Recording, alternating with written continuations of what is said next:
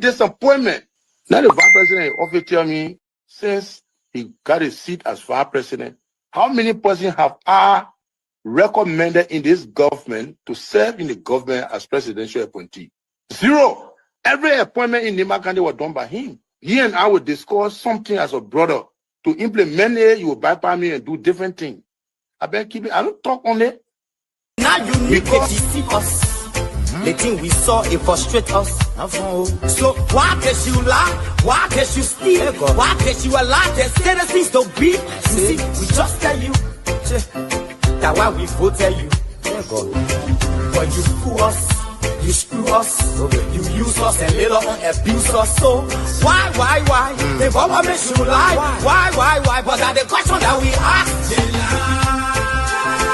The good person in our whole United Party, that President Parker.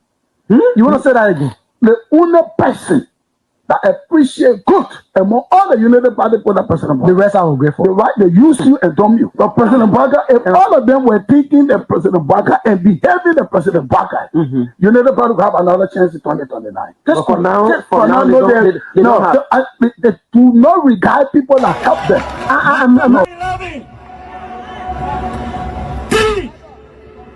Of our soldiers were executed on this party ground. 2 at the back and 1 right at the headquarters. The man who shot and killed our people today is a darling boy in the Liberia National Police. They brought him back to shoot more guns. Get ready to shoot. Because we challenge the status quo appropriately. Come on, Liberia. Inform them the violence or any student because of their action. It will be the day the entire Brothers administration will cut down. We will massively violate the students in this country and we'll shut down the Brothers administration. They get that happy. We have the capability to do so. And if they think this renovation project is a joke, let them try it. The fall of the Brothers administration begin with this. If they think they will tumble on any student in this country or at the university like Garguah and water with impunity, while our children saving opponents and lodging in the Western world, while we are subjected to agile power and bad learning conditions here, and the thing will say. In the first 100 days, no car will get stuck on a major road in this country. And I mean it. You say it out loud?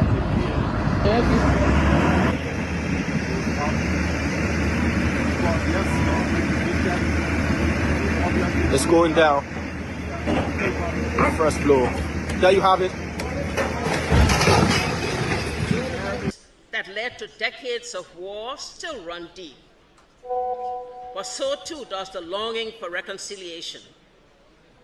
A reconciliation defined not by political bargaining or by an artificial balance of power by tribe, region, religion, or ethnicity, but by the equality of opportunity and a better future for all Liberians. Boga can lie, the government, all the ministers in the government, they can lie. They don't put all hustle, they put hustle, they lie. Everything they say, they never say the truth. Today, the supporters of His Excellency Joseph Boakai presents him as a poor man from Lofa, and I said that he will understand the plight of the poor people. Fellow Liberians, do not be fooled. Vice President Boakai is not poor like you, not even as me. As Vice President, his office received more money from the government budget than any other Vice President has received in Liberia's history. He has enjoyed some of the best and most lucrative government jobs. There's this, what I call sort of vicious lie about the fact that Mr. Kobe is gay or bring gay lifestyle to Liberia. It's complete bullshit. When people can accuse you of stealing people's money, when they can accuse you of being involved in war, anything, people don't make up stuff. They don't make up shit. Excuse my language, right? So it's complete nonsense. I'm married, 8 Teresa, 2 children, 5 grandchildren. I believe in traditional family values, so it's complete bullshit, complete nonsense. Jamaku! And you young man, vice president, young man that are vice president, the major stole 500,000. I mean, Jamaica, the major went to, I forgot that Jamaica, the majors went to Ghana, the fit, and they may bring it all company in the country. I mean, Kun can reach yourself. Kun, man, you know, Kun, but I want to sophisticated, quiet, hardcore rule in Labro. When I remember, when 2029 come and pass, then you finally leave. Mission is completed. Now, what the rules of engagement? When the war ended, the guy said, the captain, the commander said, mission complete. There wounded out first. All men on board. Everywhere there is no school, I will put school. And everywhere there is school and school in bad condition, I will renovate it. I told them, towns and villages, everywhere you will have lights in a town for children to play and people to see. I told them, every town will have safe drinking water. If Charles Taylor is the problem, he will be out of here in the twinkle of an eye. And I say, let well-meaning Liberians come home. If we respect this constitution, a government formed in Accra is a violation of Article 1 of the Constitution. Let them come home. Let that government be formed in Monrovia. The government that capital Rosemont, Road, B Road, all kinds of places. I think the reason Joseph Boakai will not do much because the old man, the papa is suffering. The papa loves the country, but he can't make it. The criminal there around him, they sophisticated than him. They are sophisticated criminals, so they can't make it. Your league Costa, God know how to pay people. It's just simple. Costa that accused everybody but himself. Everybody, Joe, we join, we kill Joe, he killed Joseph Boakai. Boakai still living. Joe, when I go, no, you leave better. He made me senator. He almost made Joseph Boakai president until he screwed up. We gave God the glory. Yeah. Well, Boakai, when he screwed, he said, oh, we don't want to make sure we fought for him to be reconciled with the president. And then the people who fought for him. Look, Yoli Costa, you come. And Costa was in a podcast, he said, they don't been calling me. Okay. The time you were calling me for me to kind of Boakai, did I put it on radio? That immaturity to do what you're talking about. And I guarantee you, when we finish, there will not be a winner or the loser. Today we all wear the jersey of Liberia, and the victory belongs to the people, to the peace, and to our democracy. As we begin to build upon the foundation of this new Liberia, I, George Seleke Kromah, the new president, will first give thanks and praises to the Almighty God for the blessing He has bestowed upon our country. And I say, my people, thank you, We elected 85 irresponsible men what happened to our country. We elected 85 irresponsible men to govern this country, not to be very irresponsible.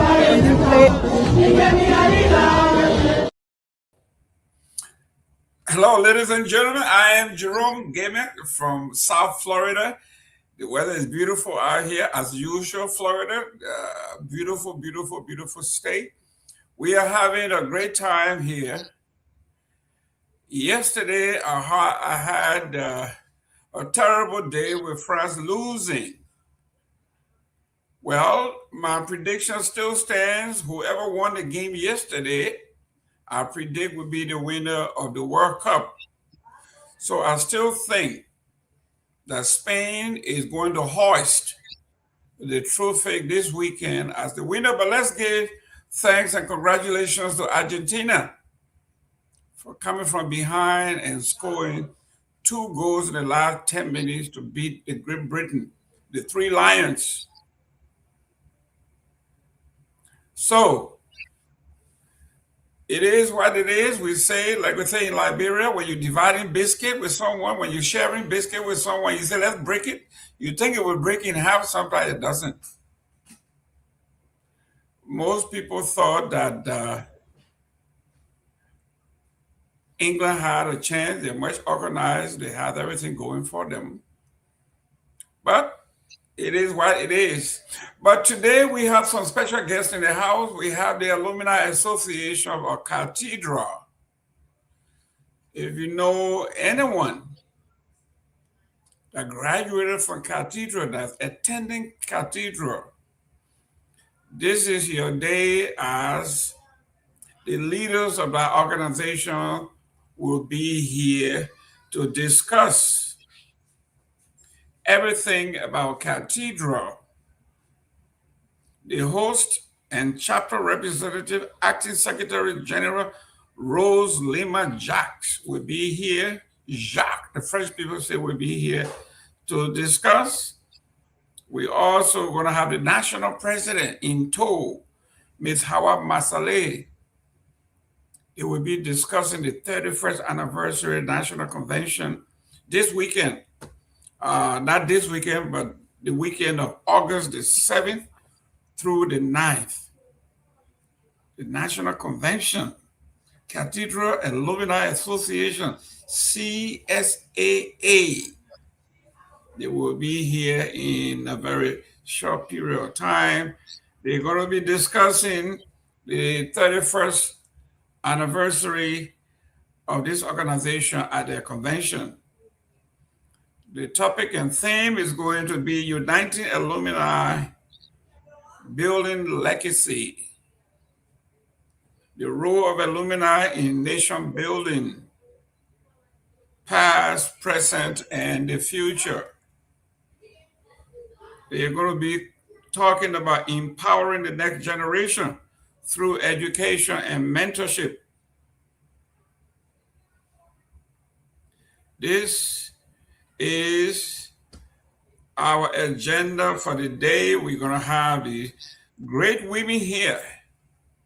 They will be celebrating 31 years of doing business, helping the young folks back there, holding up the school, the tradition, and the legacy of Cathedral. If you had any friends, family members that have contributed to Cathedral, this is the time to celebrate them. The 7th through the 9th of August. They will be here to discuss and tell us a lot more what they are doing, what they have done, and how are they preparing for the next generations of young leaders of folks from Cathedral. In the meantime, we have here, as we are all celebrating in Liberia, we are doing a fundraiser for our staff, the young men and women that are working behind the scenes to make me look good on TV. They bring the news. They're driving on the bad roads. When people say the road to the southeast is good, to prove it, to do the fact check, we send them. And they drive all the way from Monrovia to River G and back. When we needed someone at the border, Solomba, what was formerly Lofa County, that was taken over by the Guinean troops. We were able to send representatives there. They drove there. When we had issues at the General Hospital in Buchanan, they were there. When we needed to be in Sino, they were there. When we needed help in Maryland County, in Harper, they were there. So yes, these young men and women deserve to have a good 26.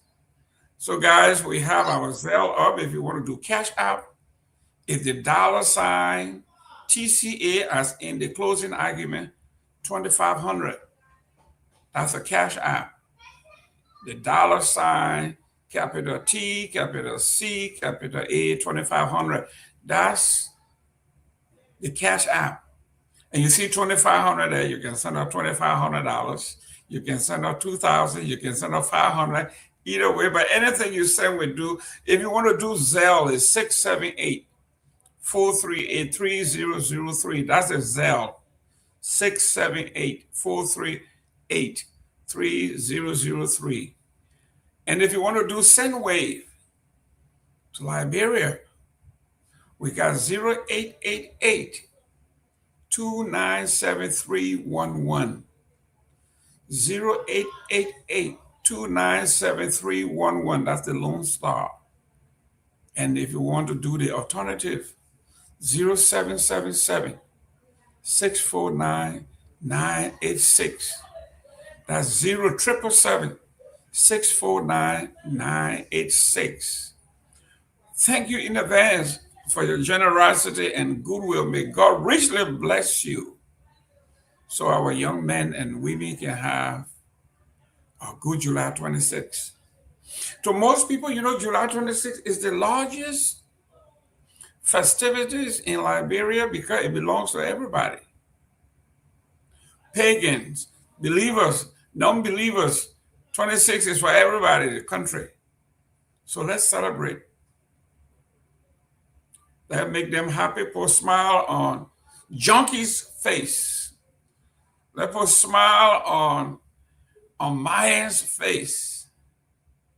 Let's put a smile on the faces of 20. 20 is our legislative reporter. He's always there. You know, when you get rough in the house, when he go cover, they push you push you outside. They don't want nobody there. They don't want no reporters there to push you out. But he perseveres and he goes out there and brings us the news. So let's do it for them. Send us something to the young men and women so they can actually make a living. Journalism doesn't pay in Liberia. They do it for free or practically free. So let's do it. Okay, let me welcome, I'll take down the flyer, please.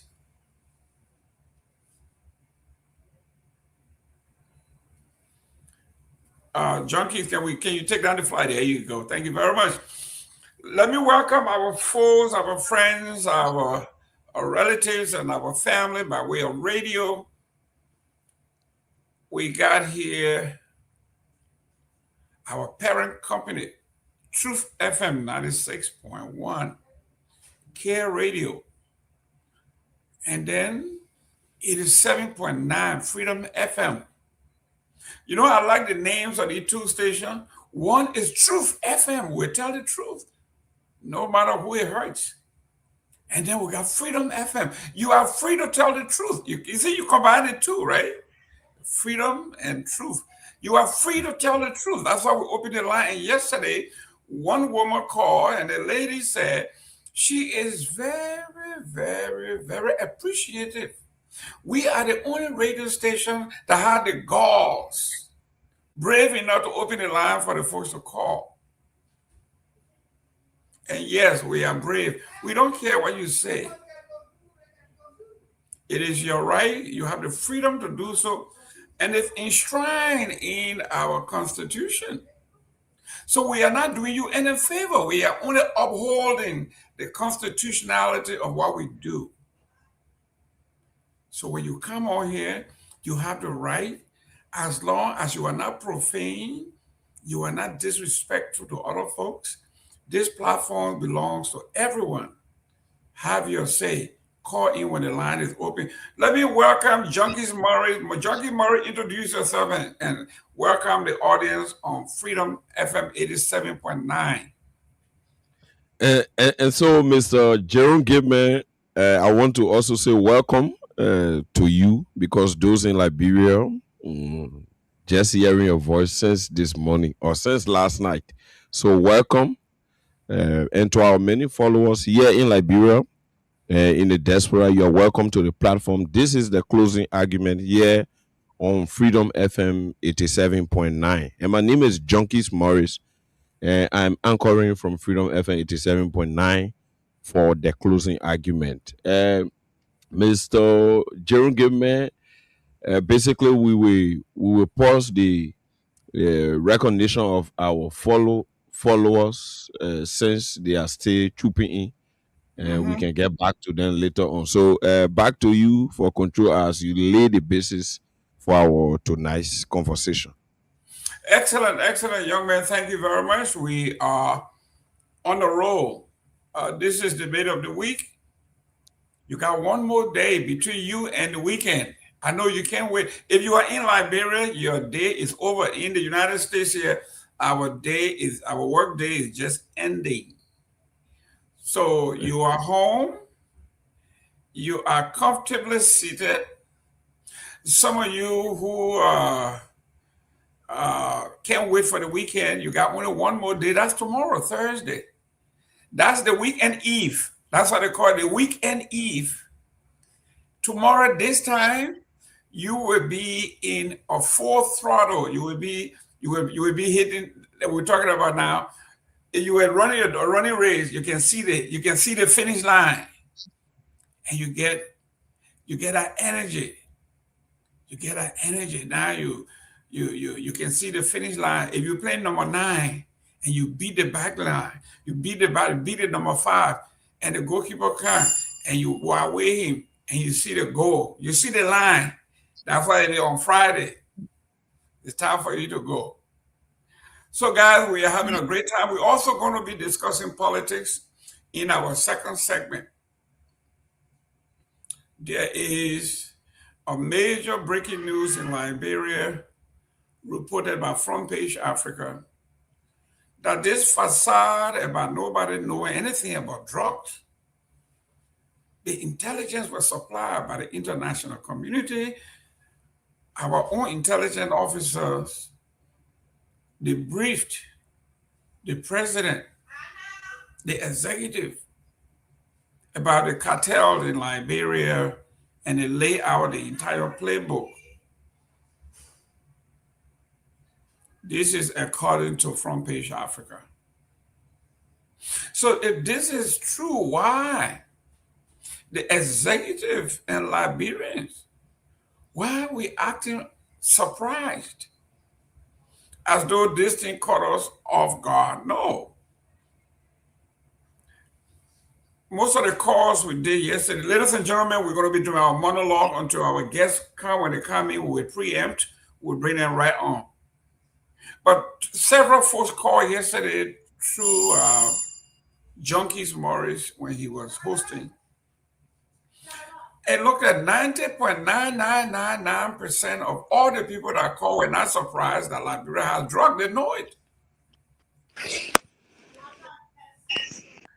Most of the folks were not surprised that there were drugs all over the place. In fact, 2 of them called and said they were victims.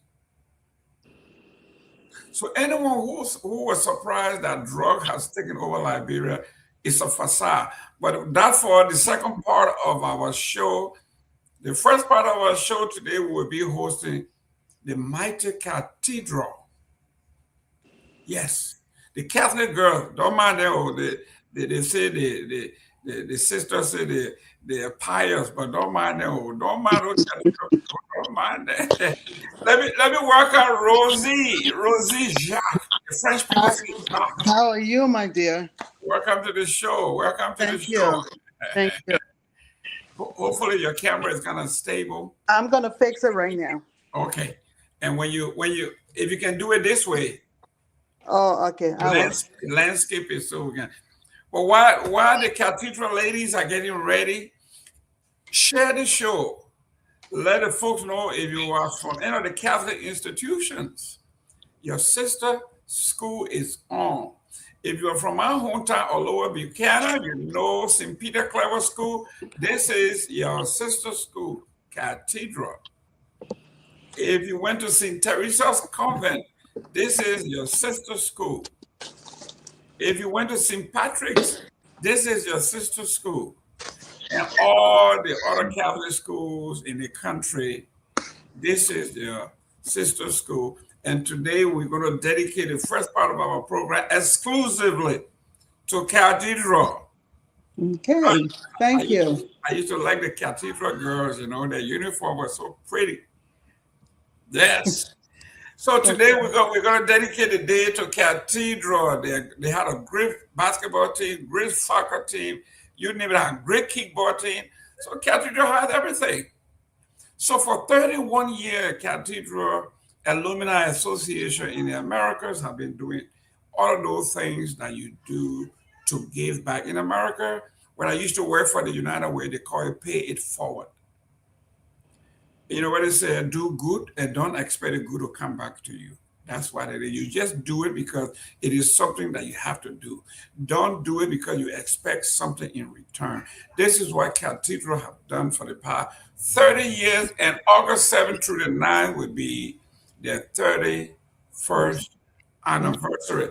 Talk to us, Ms. Jack. Welcome to the show. Along with me, my co-host is Junkies Morris from Freedom FM 87.9. Junkie, welcome our guest from Cathedral. Welcome, man, Rosie, Jacques. Welcome to the platform. I'm surprised. It's not Ma, it's Miss. Okay, Miss. Okay. I'll take it all. It's okay. No. There you go. Go ahead. Miss Rosie, Jacques. Welcome to the platform. This is the closing argument, and we are here on Freedom FM 87.9. All the people in Liberia listening to you, man. Thank you. Okay. Welcome. How can people in the U.S. listen? Because people texting me. Oh, you can share it. You did. Let me see. Let me see if you are in my link, so you can share it. But if you go to Facebook, it is trending. It's there. But let me see if I can. I think I got on YouTube. I was struggling with Facebook. Oh, you got on by YouTube. Okay. Yeah. So let me see if you and I are friends on Facebook. But let me see it. Okay. Let me see. You got Messenger? Yes. What is your name? Good question. Rose? Yeah, same name. Okay. Let's see. Rose Jack. Okay. Ladies and gentlemen, if you are Rose Lama Jack, there you go. Okay, I'm sending this to you, and then you can send it out to everybody in your line. Okay, how you sending it? Facebook? Yeah, Messenger. Yeah. All right. So, guys, share the show. If you know anybody from Cathedral, you know anybody, just share the show. Put it in your platform, on all your platforms, your chat rooms. Put it in your chat room. Rose, if you can cut and paste it in your chat rooms, like everybody get to see it. I'm gonna do that now. In your chat room, in your sorority chat rooms, if you are AKA or Delta, or I put it in their chat room too. You know, I live too long in America, so when the Divine Nine, if you are a member of the Divine Nine. No, I'm not. Okay, we got to make you a member of the Divine Nine. What city you live in? California, Los Angeles. Okay. I am going to get in touch with my AKA sisters to get in touch with you. They have the graduate chapters out there. They will reach out to you. All the Deltas. Those are my two. Well, I like them all, but those two are the ones that I know after the show, they will come after me because there are 9 of them. And they say, why you pick the AKA and Delta? But yes, my sister is a Delta. My pastor is my sister is an AKA. My pastor is an AKA. And my daughter is a Delta. So yes, this is why I'm a little biased. But that's what it is. But Miss Masalia, can you okay. Well, I like Miss Masalia got her flag in the back. I don't know. Oh, you made it worse, man. You made it worse. I made it worse, huh? Oh yes. my God. Forgive me. I did not see that link, sir. I'll send it to you. How is that? How is in that? Messenger? Yeah, in Messenger. I think Mahawal Masale, you can landscape your phone. Yeah, can you so do as your phone like this? Do I still have a poor lightning? Yes, but let's do the landscaping first. Do the phone like this. Where's your glasses? Okay, it's way better.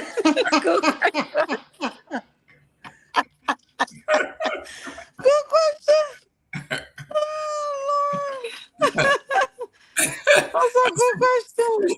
She's screaming her eyes. No, I The don't thing want. is, I'm trying to accept, but it's not allowing me to accept. Okay, well, when Ms. Masale come on, she will kind of link with you and make sure it happens. Okay. But yes, guys, share the show. Put the show. Share this particular show on your front pages, your homeroom, all of that. For Miss some reason, Howard, my landscape is not working. because you lock it, go to the top of your phone, the three dot, press on it, and you should see an arrow with a lock in it. Click on that arrow with the lock, and it will turn it. Okay, I'm seeing the three dot, but I do not. Just press it down. You gotta press it, and then they will come on. You will see the three arrow. You'll see the arrow with a lock in it. Press on that, and it should open it. Well, listen, all the bluffing thing I've been talking about, cathedral people being so smart, don't come here, Shin Hill. Ladies and gentlemen, we are having fun with our friends, our sisters from the cathedral. We're going to be having a great time. The first segment of our show, we're going to be talking about cathedral and the upcoming event. Sister Rose, tell us where will it be held this year? The event will be held in Providence, Rhode Island, from August 7th to the 9th. Excellent. So all my friends and people in Providence, Rhode Island, you know, that's it used to be the jolly capital of the Liberian community. I know. Back in the day, yeah. Yeah, but not anymore. I think it is now Minnesota took it. Minnesota and Des Moines, Iowa. Those are the two. Okay. Because people started leaving Providence and moving to Minnesota. That's correct. So Minnesota is the place now to be if you want to be everything else. Miss Masale, is it possible for you to change your location because the sun is shining right through your? Okay, there you go. Is that better? Yes, then you got to move to your right. There you go. Boy, I tell you, I knew you could do it. It's all right. It's all right. Okay.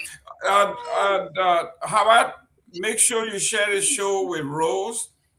She had a problem coming on Facebook. She said so she had to use. I'm on YouTube. So she's on YouTube. Okay. How are you need your glasses? Or your contact? My feet is just small. For some reason, the doctor said I don't need glasses. I told him I disagree with him. Tell your doctor, say Mr. Gayman, say, I should change you. I should go to another doctor. Yeah. Because you're streaming your eyes now, I can see. But I am. Steve Bullitt, hello everyone. Good. Yeah, Steve, listen, man. Share the show. We got our sisters from Cathedral. Today we're going to be, but let me not hold you up. Rose, introduce yourself to our audience. So I am Rose Lamont, officially then Jacques. I went to Cathedral back in the day, in the 80s. So one of the originals. I currently live in Los Angeles and part of the New England chapter that hosting the 31st convention. We are very proud of the work we are doing, and we're looking forward to people coming and celebrating with us. I heard you say you in Los Angeles and you are part of the East Coast. Is that how you? Yep, because I lived in Rhode Island back in the 80s. So I'm still part of Rhode Island. And then I moved to California in the 2000s. So I've been here for a while. Okay, so you're going to pay 2 dues. You pay your dues to the West Coast and your No, dues we to pay the... one due. Yeah. And actually, Just one. we're trying to get her to get a chapter out there. So very soon she's gonna be getting us a chapter there. So let her enjoy New England for now. For the time being, that's correct. For the That's time correct. being, yes. So talk to us a little more. When you left Cathedral, what else did you do, and what do you do now? Oh, so currently, what do you mean? A little bit of your resume. Okay, my resume. So I work for nonprofit. Okay. Okay, let me go academia first. So I currently have an MBA, and in a week I will have my doctorate. Ooh, congratulations in advance. Thank you. And looking forward to that. Being busy, been studying. That's So right. That's right. looking forward to my defense soon. I'm not going to say when, but it's around the corner. Okay, all right. And I currently work for a big corporation here in LA. Excellent, excellent. You see, I told you about those girls from Cathedral. They left both business. You see what I told you? You don't disappoint. Thank you very much for your Thank you. Howard, welcome to the show. Welcome. We have my co-host here is Morris. Junkies is our co-host. Freedom FM in Monrovia. Morris, our guest is here. Could you welcome her? Yeah, and so welcome, Mahawa No, Masale. that's not Mahawa. That's Miss Hawa. Hey, you're in Liberia. You gotta learn your etiquette. You are right. I agree with you 110%. Myself always push for that the right should be the right. So I agree with you. Miss Hawa Masale, you are welcome to the platform. This is the closing argument here on Freedom FM 87.9. Liberians here and all over the world are listening to you. And we want to say welcome to the entire Cathedral Alumina family there in the diaspora.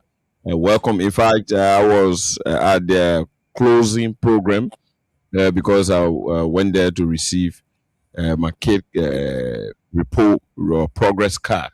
So I think they are doing well. Some of those from the US that have been carrying on projects at Cathedral. In fact, one of the colleague who was providing chairs for the school just passed. I heard that.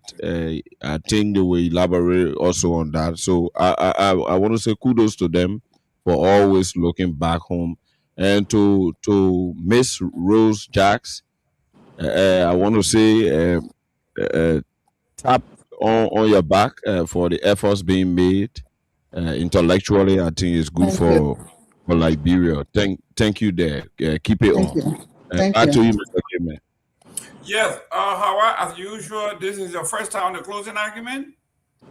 No, it's not.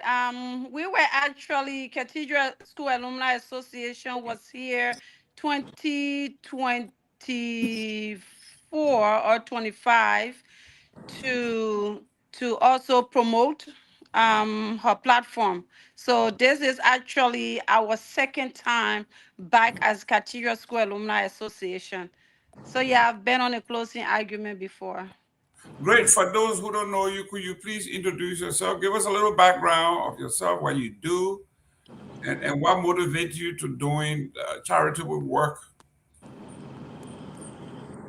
Well, my name is Hawa Masali, of course, from Liberia, and have some Sierra Leonean blood in that. Obviously. Of course, went to Cathedral. I'm gonna say Rose. Yes, I went to Cathedral back in the days too, in the 1990s.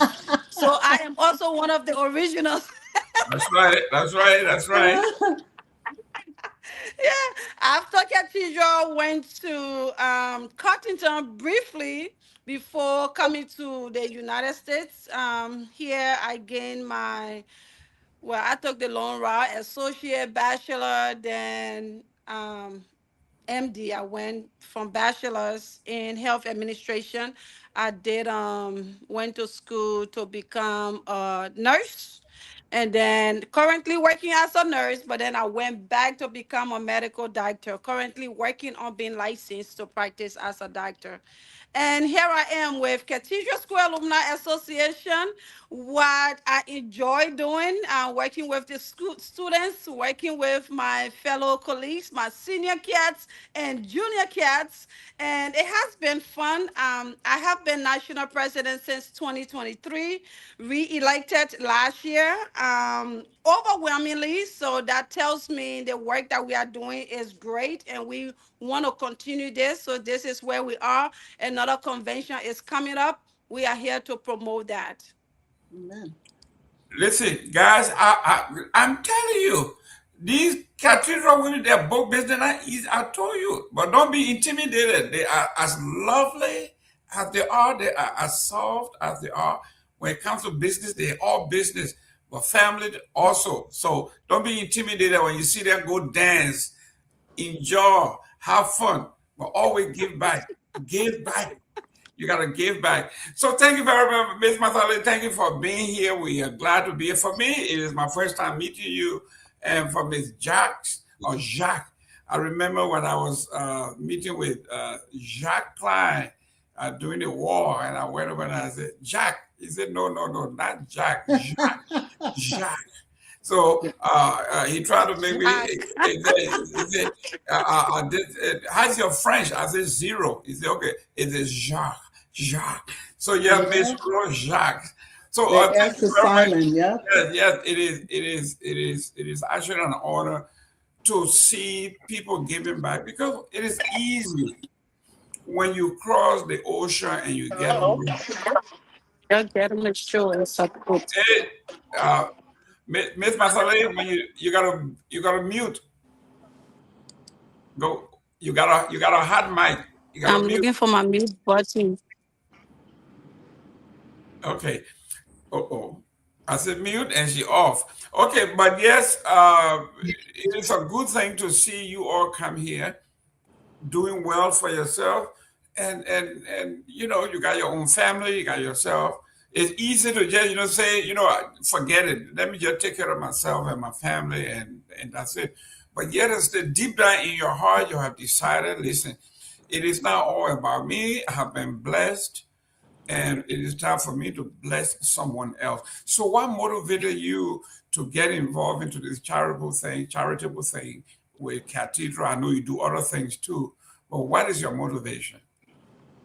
So since Hawaii is somewhere in the universe, for me, I do a lot of charity work now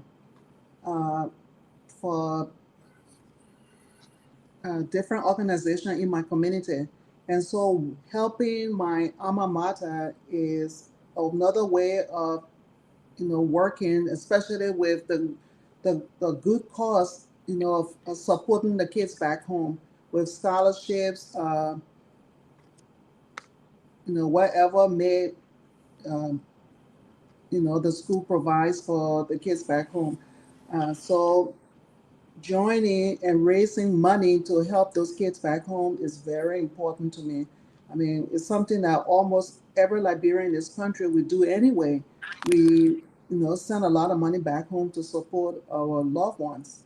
And so, maybe extending it outside of the immediate family and go into another group of people to help support, especially academically, because that's my area. I'm very passionate about academia, and so helping people succeed, is something that I'm very passionate about. So there we go. Okay, let me welcome the Presidente, the Madam, the leader of the group. You know, these cats, they are friskies. Well, oh no, friskies is another group of other. Yeah, okay. These cats are not friskies. They are not, because that's a whole different Yeah, ball. we are the cats from the Yes, cat kingdom. The that's right. Friskies are our sisters. So they are the cat with all being frisky. So okay, I understand that. Thank you but Ms. Masale, tell us about your motivation and what actually pricked you into giving back and wanting to help other folks. Well, and like I have been saying for the past 4+ years now, because that's when I have become really, really front face with the Alumni Association. I first became a member, a due pay member. Let me correct that, because once I left Cathedral, I'm an alumni. So is any of you who have been through those doors of Cathedral. But I became a due pay member in 2007, and I became forefront about 2021. And since then, it has just been amazing.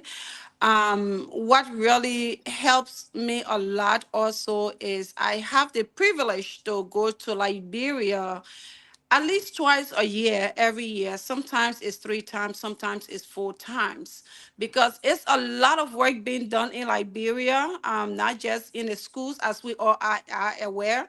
So when you are there and I see all the work that is being done and seeing how some of our students want to be able to go to school, want to have the same education that we were privileged to back in the early 80s and 90s, all I want to do is help to find that means of helping educate them. And how do we do it? This is one of the ways we do it through our alumni association. So I am fortunate to be a part of the Cathedral School Alumni Association. Cathedral is our Catholic school back located Ashmore and Nelson Street. It has been there for many years. A lot of people know that school. That's that same old school we will faithful be. So yes, we love it. We love the students. The students are our future leaders of Liberia.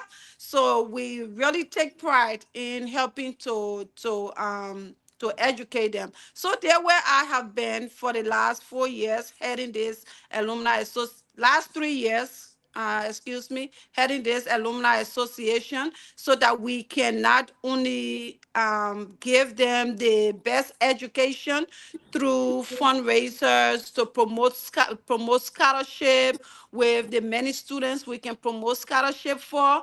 We also help to make sure that the educational environment is very, very like conducive, where you want to sit and learn. You have air conditioning, you have great chairs, you have space, and you have lights to see. You're not straining your eyes like how I is doing here, So yeah, we help to do all of those things as far as making sure there is running water in the school. So we are like the buffer to the work that the secretariat and the archdiocese is doing.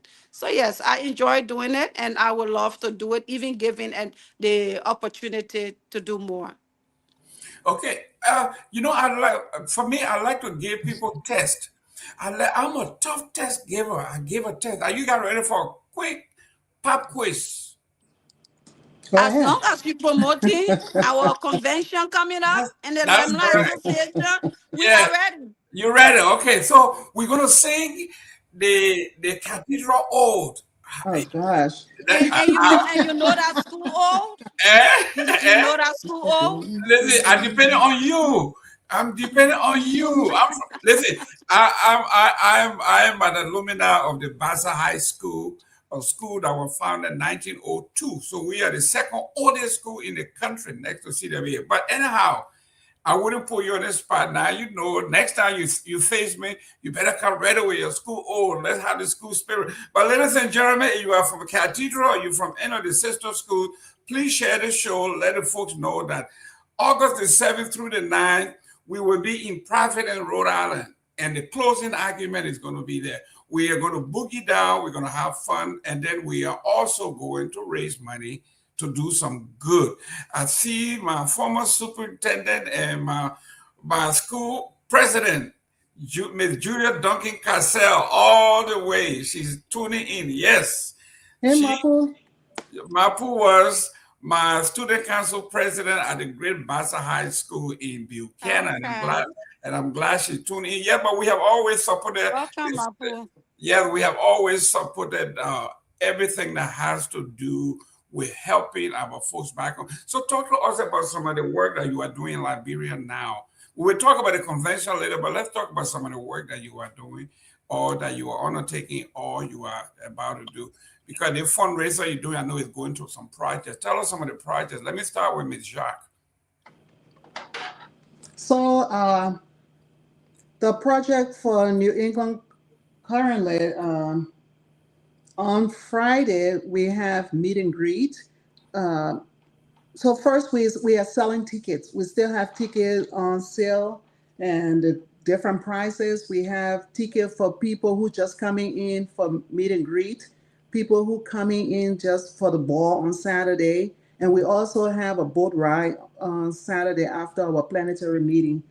And Sunday, we have this big cookout. And everything we're doing, we're raising money for the school. So we are encouraging people to come.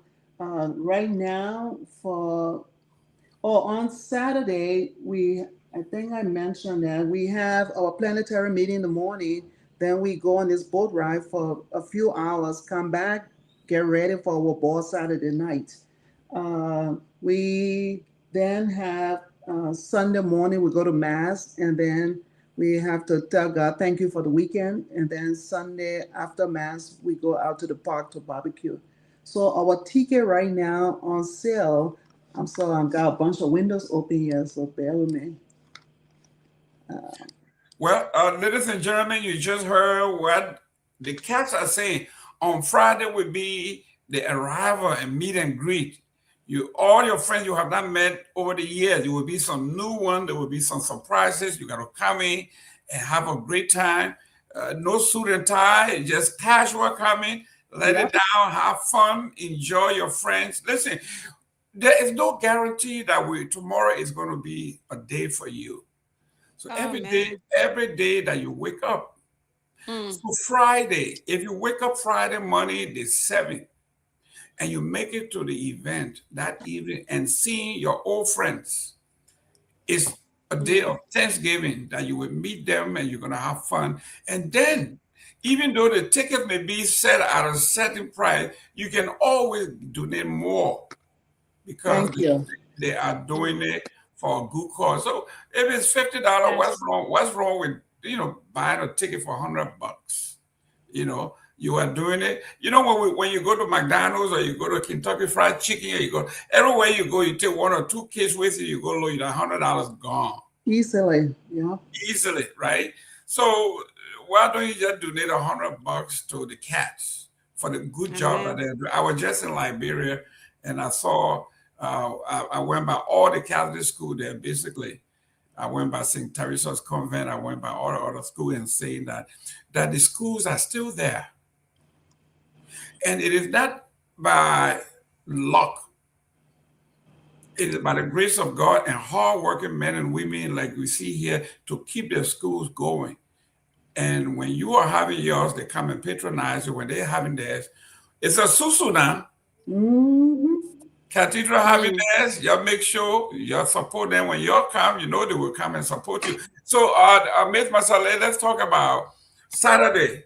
I got my red bottom shoes. I'm coming Saturday, and I'm coming to boogie down. Tell me what I'm going to do. What the DJ going to look like? What the program going to? Who the keynote speaker?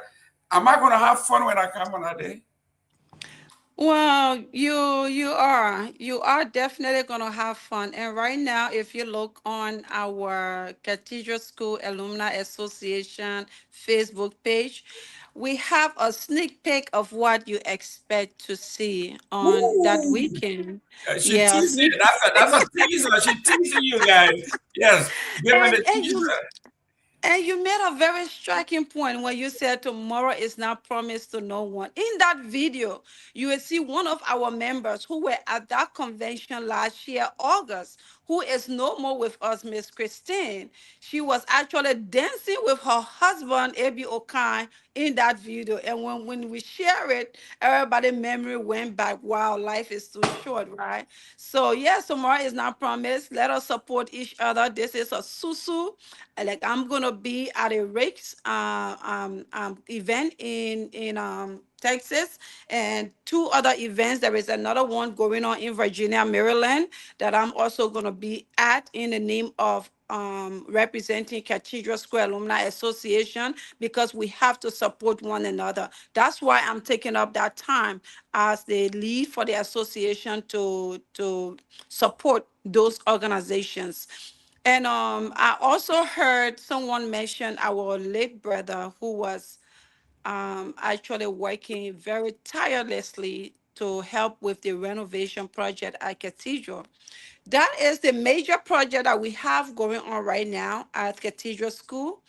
What we agreed upon, we have a foundation board that deals with the implementation of all of our activities from the association. So the funds we raise, it goes through the foundation. It's called a Cathedral School Education Foundation Board. And they are the one responsible for implementing those projects. So one of the biggest projects we have ongoing is the total renovation of the school. We have planned on taking those old chairs away from those students, because most of them were broken. Like I mentioned, I'm one of those who fortunate to visit Liberia twice, at least twice a year. And I go there for other things as well. I'm involved with other nonprofit, but today we are here for Cathedral. So upon those visitations, we see students sitting on broken chairs. At this day, age in time, I don't think it's good that we have people, children sitting on broken chairs. And we are of this mindset that the Catholic schools or the Catholic Church have support and all of that. But let us not forget, a lot of those were back in the days where Catholics had a lot of support, but nowadays is the support is heavily burdened on the alumni association, because a lot of those missionaries have pulled back. And like where you have people of the 60s, 70s that used to come, most of them have been dead and gone, and there was no continuity. So most of those support have been have lapsed. So there were like Cathedral School, our alumni association, as confirmed by the educational secretariat and the archdiocese, we are the number one sponsor of Cathedral School. So this renovation has centered around that. We see national exam going on, students sitting in dark rooms. Um, they can barely see. I wonder, whether they even marking the right answers. We see students sitting in hot classrooms. Even the fans are there. Either they just, turning on slowly, or they are just sitting there for fashion, right? So all of those, we came together, and then we decided as alumni body that we need to do something more. Yes, it's okay. We can pay their tuition. It's okay. We can give them scholarships. But what happened? They can barely, sit in a classroom to be able to take in all of this knowledge that the teachers are giving to them. So this is one of the reasons I sparked the renovation project. And our brother, Mr. Clarence Tware, may his soul rest in peace. He was the director and header for that project. He was also a member of the Cathedral School Education Foundation Board. And like we said, tomorrow is not promised to no one. He was just here with us a couple of months ago. Now, 2 months later, he's not here with us. So let us make the time for one another while we can. Like our brother Clarence, he put all of his time in there, despite his family and his business that he was doing. I will stop for now. Yeah, Rose, Yes, sir. Luke 12:48, it reads, "From everyone who has been given much, much will be demanded. And from the ones who has been entrusted with much, more will be asked. To whom much is given, much is required." So what you guys are doing here is basically very, very honorable. You are an accomplished woman. Mrs. Masale is also an accomplished woman. God has blessed you, given you much, and you are giving much back. This is honorable. Honorable. We want to say, talk to us about other folks who have been blessed and why it is incumbent upon them to also support what you are doing. Thank you very much. Thank you. Thank you. Ms. Jacques, can you tell everybody else who watching why you want them to do a little more than they did last year? The reason people should do more than we did last year is because we are supporting a cause. This is not my birthday party and I'm trying to raise money to celebrate.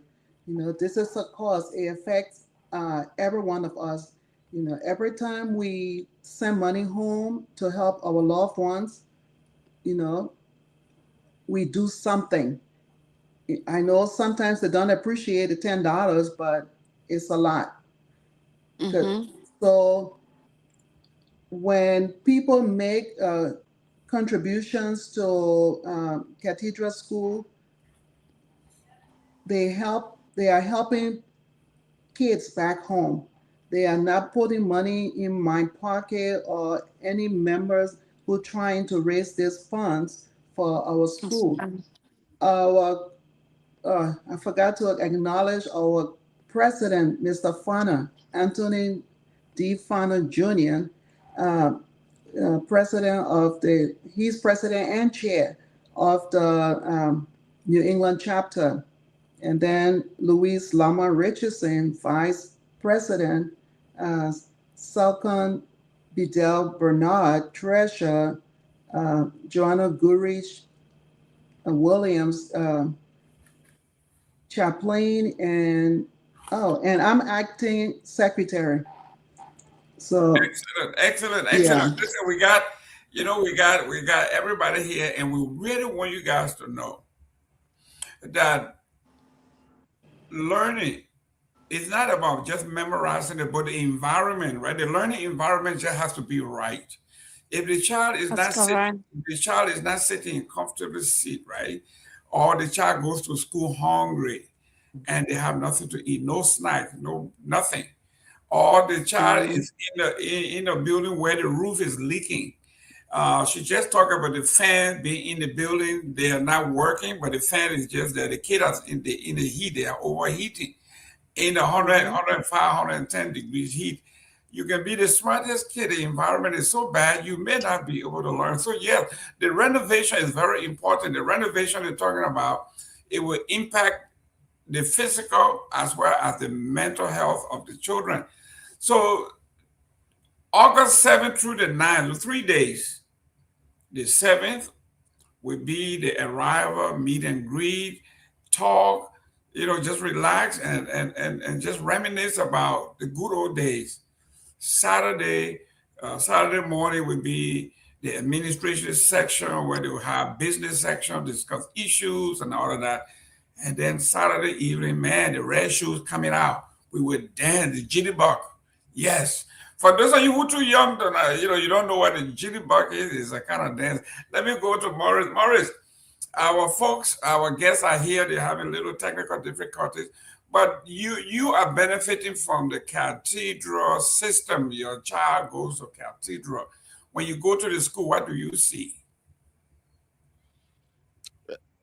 Yeah, basically, I see modernity, and I think that is coming from the background of alumni support.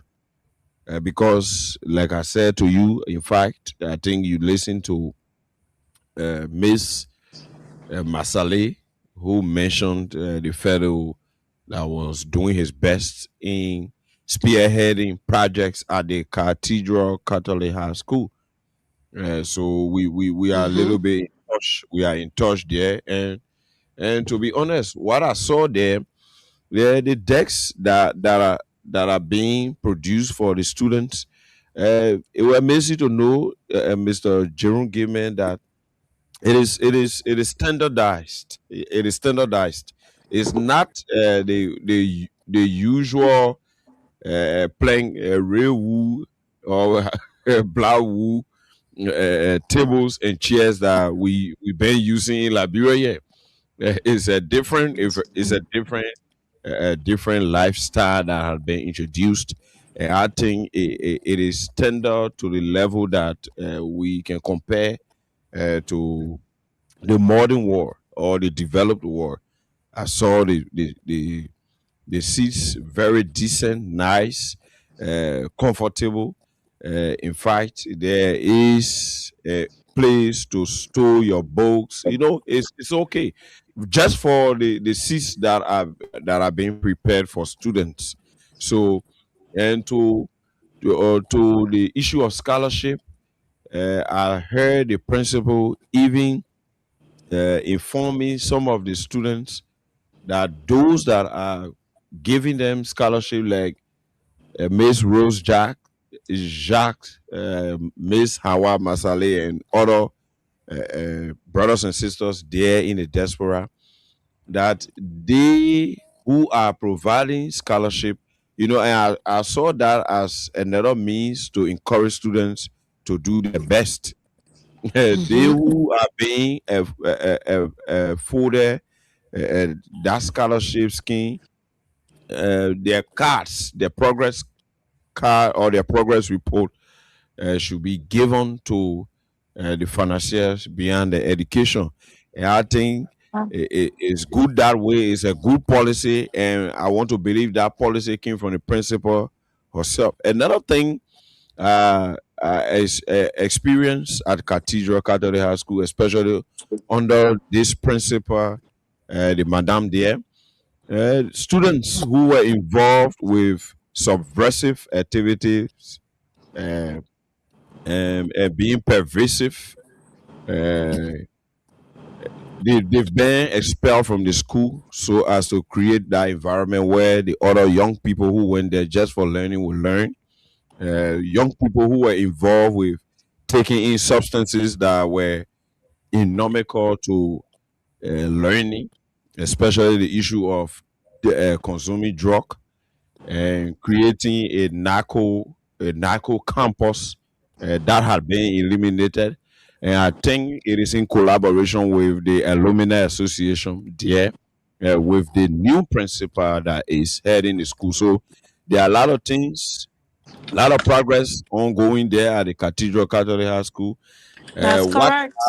What I want to encourage our students, when we were in Cagley school 75, in fact, again, that expulsion.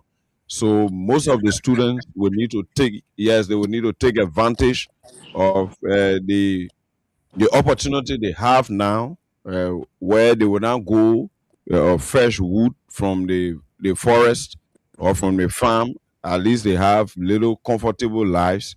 They should commit enough time and discipline to studying their lessons, and not with the tendency of I just won't pass and you pass with 79 as a D student. So we encourage students who are being accorded these golden opportunities that all young people are striving for, but they can't get, to make use, because the only thing that God used to subdue mankind is time. So when the time is there, we urge you to utilize the time so that those who are giving their support, as in the case of Miss Rose Jacques, Miss Hawa Masale, and the legs, so that they will be proud of you and they will walk the streets of the United States of America with their arms in the air. Back to you, Mr. Gilmore. Thank you very much. Thank you, Mr. Morris. From now on, I'm going to call you the Reverend Dr. Junkie Morris. inspirational speaker. It's glad to actually have a cathedral parent on here. It Yes. helps a lot because it shows that we are not just talking, but we are actually, Doing, coming yeah. from action, and he's actually proving a lot of things going on. And I'm one of those that's fortunate to be in Liberia, and all of those he's talking about, I have been privileged to be in meetings with the principal, the archbishop, the secretariat, and we have discussion on those things, disciplinary actions, and stuff like that. And that's what I bring back to my alumni association, make them encourage, a lot of them, encourage them to give, to want to give back more, to know that there is something that can be done. And just to add real quick, my dear, you asked a question why we should encourage others to give back.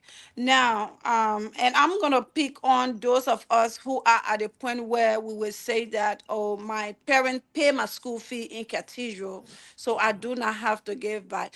I'm gonna say that I am one of those who was raised by my mother as a single parent, but she paid my school fee from day one when I entered cathedral until I graduated. And here I am. I was never a recipient of a scholarship, but being that I'm able to, put myself in the shoes of those students, what if it was me at this time, right? I would have appreciated, I would have needed what the Alumni Association is doing. Uh, um, so I took on this to be able to be a part of this effort, to put my $25 in, to put my $100 in, my $1,000 in, even my transport I used to go to Liberia, I provided myself. So that is the passion that I'm asking all of us to have. You don't have to go to Liberia like I do.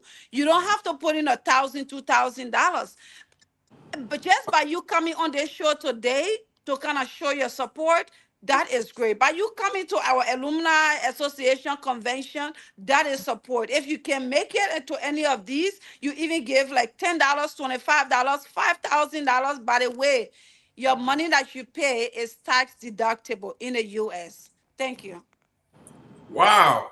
Ladies and gentlemen, I told you about Bassa High School when we are having our alumni association, when we're having our convention. 1926, the school went from Heiser Academy to an official name change from Heiser Academy to Bassa High School. So for the change of that name in 1926, we just celebrated our 100th anniversary, centennial this year. Congratulations. Yes. Congratulations. So I'm saying this to say the Alumni Association is a lifeline to the school. When you leave and you go back home, you want to go to your school and you want to see the school functioning. Cathedral has done an excellent job. And I think they deserve our support. You need to go Providence, Rhode Island, August 7th through the 9th. Nobody, in fact, I'm going to declare it a national holiday. Thank you. There you go.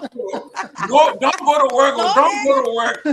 Don't go to work. You have to go to the cathedral thing. You want to see the cats.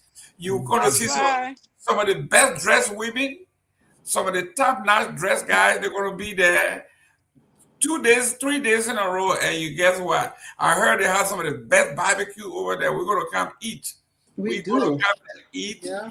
But listen, one of the things we want to do is, guys, when you come to these events, the little $50 they are asking you for, remember, they're taking your food money from there. They're taking the building, the building, the drinks, the facility fee, the drink, the DJ, everything. By the time they take everything over that $50 you donating, only maybe $5 going back to them. And what can we do with $5? So yes, it makes sense. And I'm telling Liberian organizations, you got to label these things so the folks can see that giving $50 to Cathedral is nothing. Basically, you are giving only $5. So yes, if you can go beyond that, do more. If you can buy 2 desks, you can buy 1 desk. If you can buy 1 fan, whatever you can do. And guess what? I want to know. I know you didn't tell me to say this, but I'm saying it. This thing is a Cathedral Alumni Association. Don't be sitting in Liberia Team without talking to you. No, no, no. You too got to pay. You get government job. You work with I call it metal, steel, put authority wherever you are. As long as you don't have to even be a graduate. And alumni mean you went to the school. Thank you. That is so true. You don't have to graduate. Once you went to the school, you are responsible for the contribution to the school. So, Ms. Jack, talk to us if you were in Liberia now and you wanted to, what would be the best part of Cathedral? What was your favorite place in Cathedral? I actually had a class in the science lab. Back in the day when I was there, we had a beautiful science lab. We were one of the first schools to have a beautiful science lab. So I actually enjoy sitting in our lab. Even though science is not my area, but maybe I was just impressed with the lab. And so one of my favorite times in school, then having the opportunity to have a class, a semester in our lab was a good time. Wow. Excellent, excellent, excellent. You see, for someone like Morris and myself, our best spot at the school would be the cafeteria, right, junkies? The cafeteria.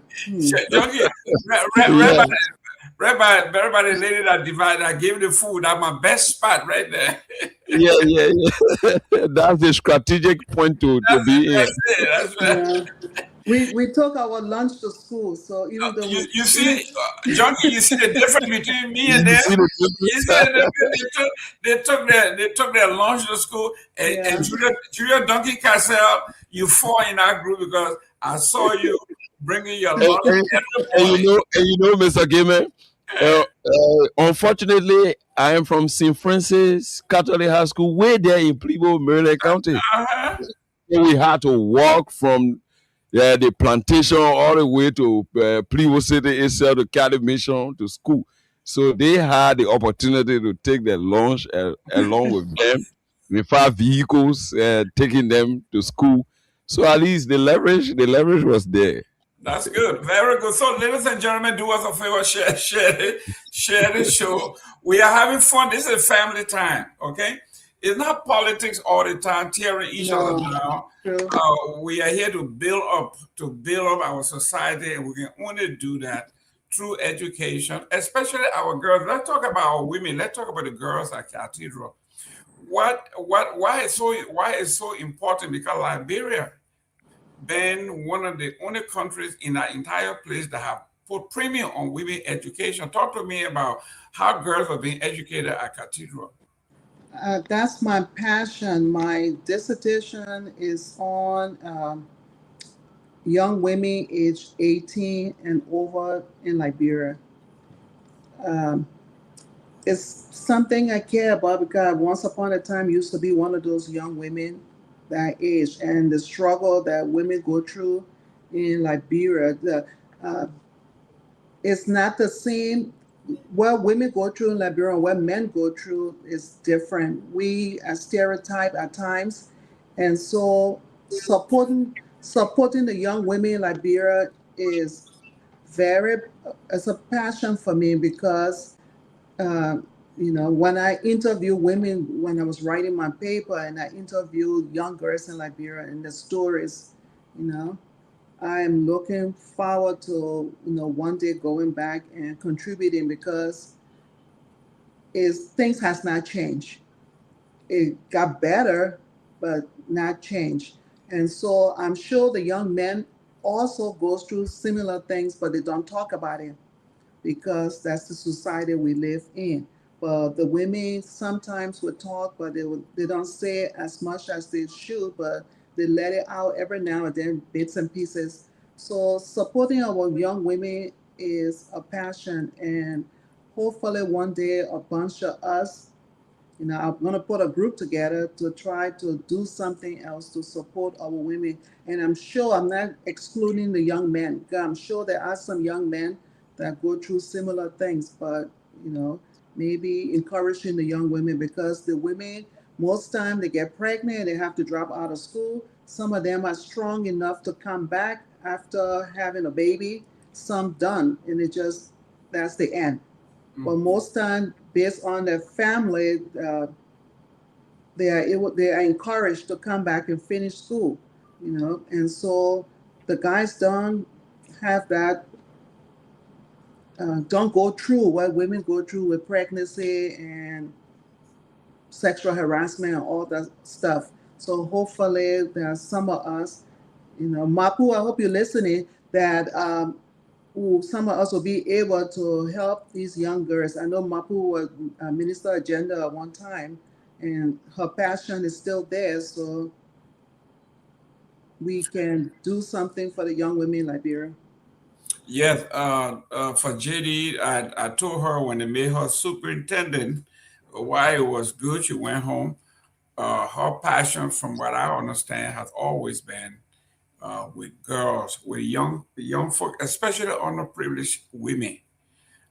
Every time the girls came from underprivileged areas, came from the interior and all stuff like that, Julia Duncan would take them under her arm, whether it is hygiene or you know, stress, and she did all of that for those young folks. And there's a whole cadre of young women that grew up during her time there that remember her for that. So when she became gender minister, I was one of the first to jump for joy, because I thought she could have done more in that area. Either way, both of those positions were good, but I think our country was blessed with having somebody of that passion to hold that position. Junkies, when they come back, we'll be talking about the school colors. What it symbolizes. What are the colors for cathedral? That's for junkies. If you want to listen. Yes, you get to me? Yes. Let's talk about the school colors. I know you didn't go to cathedral, but your children or your child go there. What are the colors? I know Bassa High School is royal blue, navy blue. What are the colors? Any Catholic school you go to in Liberia is the same color. What is it, green? Khaki and green. Khaki and white. Usually it used to be for the senior high. Okay. But now I think the junior high also wearing the khaki and white. So the elementary is now using green and white. Okay.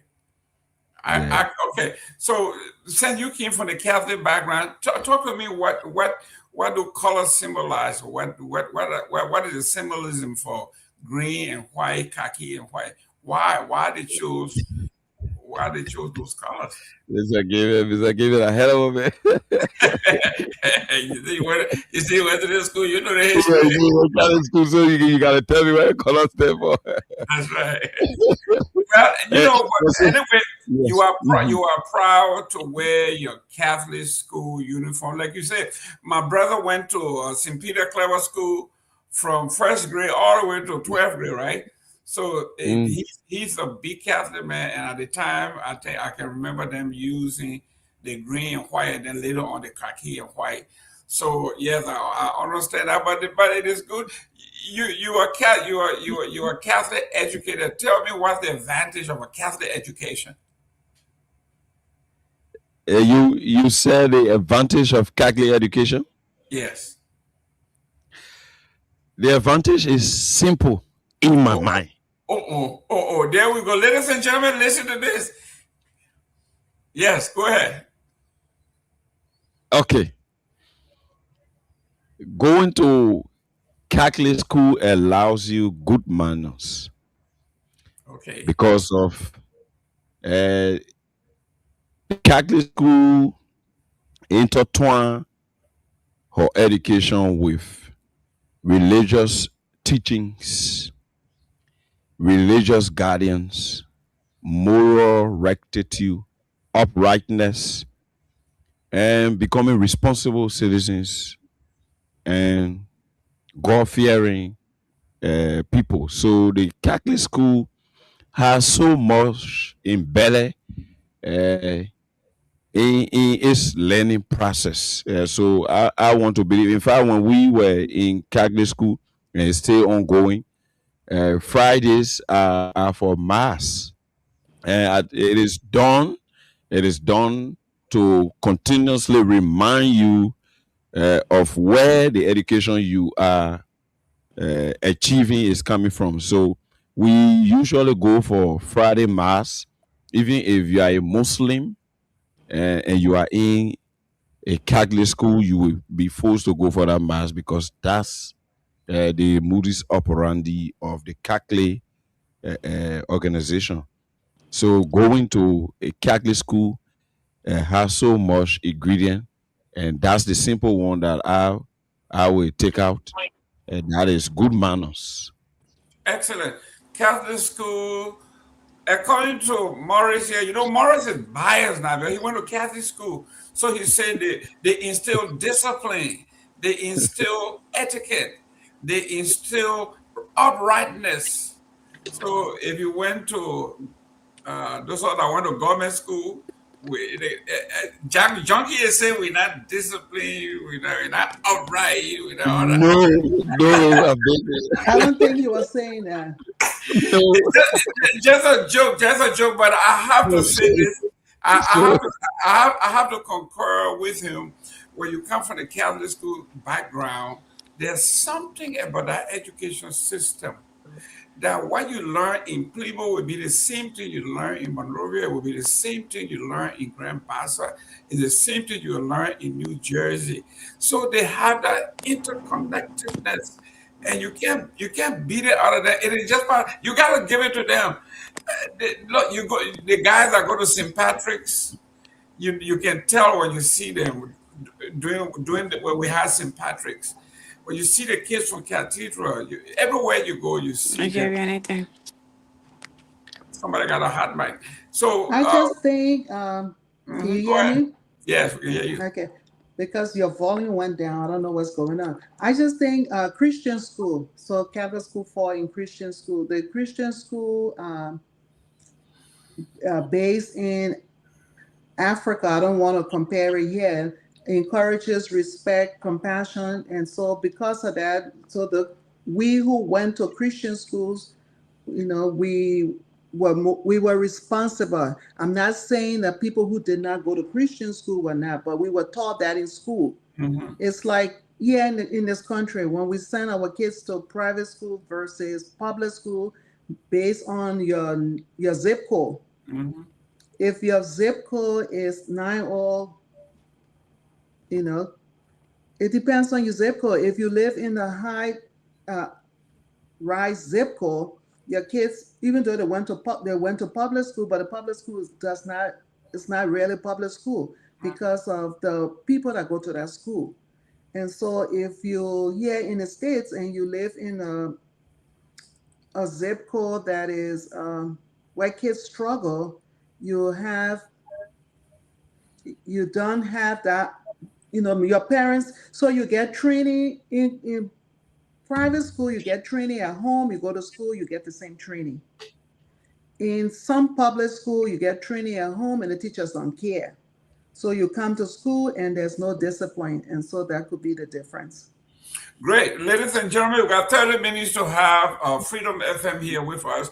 If you are from Cathedral and you want to join the conversation, the line is open. You can call for the next 30 minutes. Will be if you're from Catholic school, you're from Cathedral, you're from St. Patrick, wherever you are from, and you want to support the cats. You got 30 minutes to call so we can kind of chit-chat. Tell us some of the good times. Let reminisce about your time at Cathedral. Let have a great time.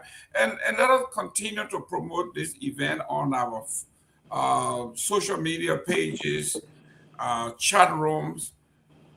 Personally, do the best you can to make it bigger.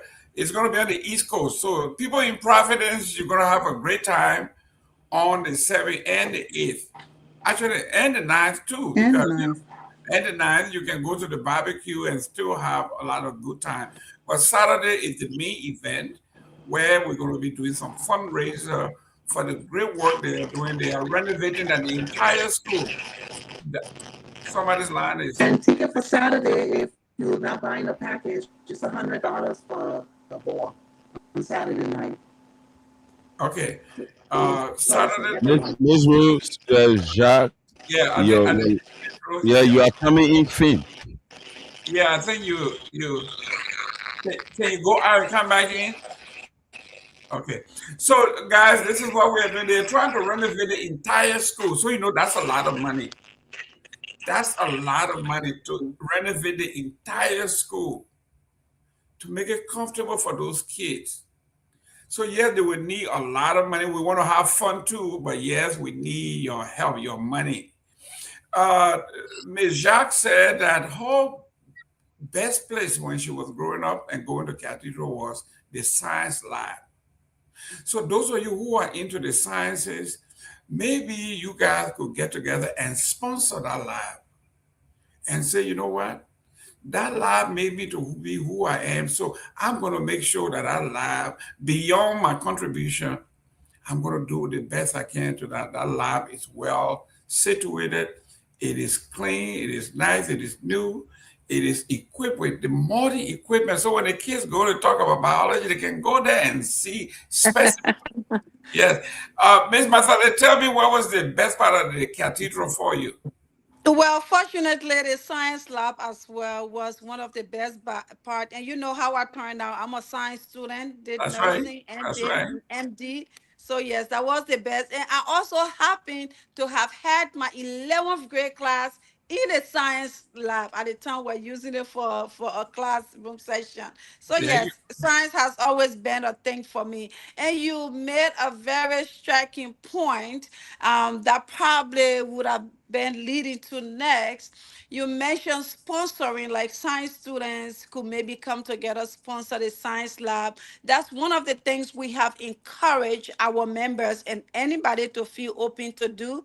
We have what is called Adopt a Class initiative, where maybe a graduating class can come and say, you know what, we will sponsor this classroom. We will, take on everything that has to do what a chair costs, what a table costs, what a painting costs, and all of that. We will take on that. And then another group or two may come and say, you know what, a science lab, leave it for us. We're going to sponsor that. We're going to, bring up the finances. So all of that is worked through the Education Foundation that we mentioned earlier. Up to date, we have had class of 1991 to 93. It's called a Sapien class. They have already adopted a class to their name, and that class will be named after the Sapiens. And we also have the Falcons that have adopted a class up to date. That's class of 94, 95. That's also the class which our brother, Mr. Clarence Stewart, the late Clarence Stewart, was a member of. So far, it's, going on well. So we encourage everybody else to come on and support any way you can. So yeah, thank you. Good. Do you guys have a playground? Where did you guys go for recess? Currently, we do not, and that's one of the things that we have been having conversations with the secretariats and archdiocese about. As you know, our school is a very small school. I guess back then the thought was the plan was not to do that. So no, we do not have a playground, and yeah, that's been one of the things that's been in conversation after we have had some conducive environment for our students. And eventually we'll get some pictures. I didn't think about it to send Peabody a picture earlier for at least you to be able to show, but hopefully we'll be able to send some pictures of what our school was before and after the renovation project. Well, when you go, don't hesitate to send it. We will still show it when you leave so we can show. But I can't believe that school of that magnitude, you guys, where did you didn't do PE? We did PE. We have a court where we do our devotion and We did everything there pretty much. Okay. Well, ladies and gentlemen, if they have the land, if the space is there, maybe it's time for you guys to do. If you play on the basketball team or the soccer team, and y'all get together and do something for. Well, maybe they don't have the space actually, but if they did have the space, it would be great that you guys do something for the young folks to have a recess somewhere where they can run around and do PE other than just on the same basketball court and stuff. But talk to us. We got about 20 more minutes here in this segment. Yes. Who are the chairs? Who's heading which department? Who's in charge of everything else on the East Coast that would make us come and have a great time? Who are those who are in charge? What is it they're doing for us, preparing for us to be there? Well, we have Mr. Anthony Fano, who is actually the president of that chapter. We have currently 8 chapters, and every year a chapter puts his or her a bid up to lead the convention to host for that year. So this year, Mr. Anthony Fano chapter, New England chapter, agreed to take on that bid. So this is where we are. We've been planning since last year up to now. So far, it's coming out really great. We have Madame Jacques' sister. Her name is Louise Lama Richardson. Mrs. Richardson is vice to Anthony Fano. And we have second Bidel Bernard. She is also on that team. We have Madame Joanne Goodrich Williams, who is on that team as well. Then our brother Nathan Nagbe Latrobe, he is on that team. Enki Morris Yensio is on that team. Mr. Moses Segbe and Janetta Hudson, including Madame Jacques herself. So that's our team that's driving this force, and they are backed by my team, the national leadership. My national leadership, I have my executive VP, Myean Jones. My second VP is Madame Joetta Fogba, and I have secretary currently is Amma Hirschfeld. We have our financial secretary, Madam Rose D. Jones, and our treasurer, Amma Lasana Kamara. And we are all from different chapters, by the way. Then we have our chaplain, Reverend Andrea Afolabi Jala. Then our education foundation is headed by Reverend Clifford Hook. Clifford is of the class of 1984, and he has been serving on the foundation for as long as the 80s. So he is now the chair for that foundation, and the late Clarence Twell worked directly under him as lead on the renovation project. Excellent, excellent. Ladies and gentlemen, Cathedral Alumni Association, Ms. Rose Lema Jacques is here. She is the host, the chairperson, a representative for that chapter. That's and Ms. Hawa Masale, the national president. This is no joke. This is the big boss here. She is the overall president of the Cathedral Alumni Association in the Americas. They are doing some great work there. And I was just asking for the leaders because when we come in, and our pan butter it tastes right. The pepper in there. You know, all our boys from Kipama, they left pepper in there. You can trust Enki Morris. She Yeah, got you. yeah. Junkie is from Kipama. He know they let a pepper in Pama. If that pepper in right, we know who to come from now. Junkies, we have to go after them. And Mr. Gayman, Yes. by the way, sorry, Mr. Morris. By the way, we are honoring our basketball legend at this convention. Okay. Our basketball legend. I mean, you can name it. We have person like Richard Rennie. We call him Ricky. We have Edward Hutchins. We have, I mean, just name it. We have a lot of them. Some of them I don't even know the names of her. My senior, Angeline Toh.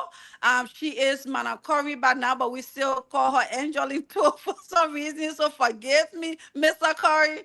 We have Madam Toyota Gibson. I mean, Joy Soccer, those were our superstars those days. So we are honoring our basketball legend amongst other honorees at this convention. So please come and support.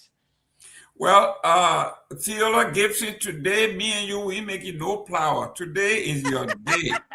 No flower, no flower. That's right. Theola Gibson today. That's my senior right there. Okay, we're celebrating Theola Gibson and a great job you guys are doing. We are hosting. Yeah, they started this thing and we are continuing it. So we give kudos to them that came before us. Excellent. And we have the Cathedral Student Association, Alumni Association. And the topic today, actually, their theme is Uniting the Alumni Association, Building Capacity and the Legacy. You see, she talked about Theola Gibson. They started this thing, and then they came and picked it up, and the next generation is going to continue. So they are doing that. Right. They are focusing on the past, the present, and building a strong foundation for the future. Right. And then finally, they are calling on all the alumni or the alumnus of Cathedral to come help so we can do this through education and mentorship. Everybody has, when I was coaching Little League basketball here, there's a team that out of the Miami area, and that team has always been, each one teach one. It was a mentorship program. So everybody was responsible to select a kid. If you can do two. But each one teach one. That was their motto, and they were so powerful. And they are still, they're one of the biggest AAU basketball team in Miami. I'm in the South Florida area. So this is what they are talking about. It's all about mentorship. How can you use your experience to help the younger folks realize their potential? Do you have a telephone number that we can call if they need more information? I know I'm looking at your flyer. It's not on the flyer. So I was wondering. Yes, we do. It should be on the flyer, actually, but I will give you a telephone number of the flyer. Okay. Yeah, there is a telephone number of the flyer that I'm going to give you right now. Because I'm looking at the flyer, the only number here is our number, but not your number. So, okay, that flyer, yes, that's right. So we have 508. Okay, 1 minute, Junkies. Yes. Please post this number for our Cathedral family. Read it out to her, please. Let me see. 508. Is that plus? That's +1, right? +1. Yeah, if you are in Liberia, okay, +1. That's correct. 508. 308. Area code is 508. Okay, 320. The area code is 508. 508. +1 That's correct. 308. No, 320. Area code plus. I'm gonna start over. Okay. +1 508. 508. 508. That's correct. Then 320. 320. Correct. Then 2719. 2319. 2719. 719. 2719. That's correct. Yeah, +1 508. 3202 719. 719. That's correct. Can you post it in our? Can you post it here so we can read it out to our folks? Yeah. Okay. Is it possible to put it on the big screen? Okay. Yeah, it's already there. It's already okay. Screwing. Okay, good. And So you know what? uh-huh. You challenged us earlier to sing our school ode. We were just waiting for other cathedral folks to come on so they Uh-huh. can help us sing it. So maybe they want to help us to sing just half of it. Yes, yes. You Just see how half of it. you see how I let her give pop quizzes and they done passed the quiz already. She says she's not going to leave this show until they sing the cathedral ode. That's correct. When those sisters need to whoop you out to learn the ode, man, they have to drill it in your head. So wherever you go, you will know it. The cathedral ode, she's going to say it. And those who are listening from cathedral, when she missed it, you got to let me know. So she missed one stanza. So we're going to sing, like she said, the first part, the first stanza. Yeah, so just half of it, okay? That's right. Yes. So y'all ready? I'm going to sing. Listen, she's not singing for nothing. She's singing for money, so y'all got to support. That's right. This is not no joke. So she take it. Do you know why it is to sing on national TV? Everybody looking at you, they're hoping you miss it so they can laugh at you. I know. So Tiola, you ready to join me?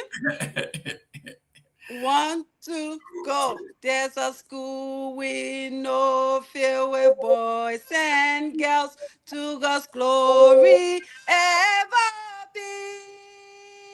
It's the same old school that will faithful be, and to whom our praises ring.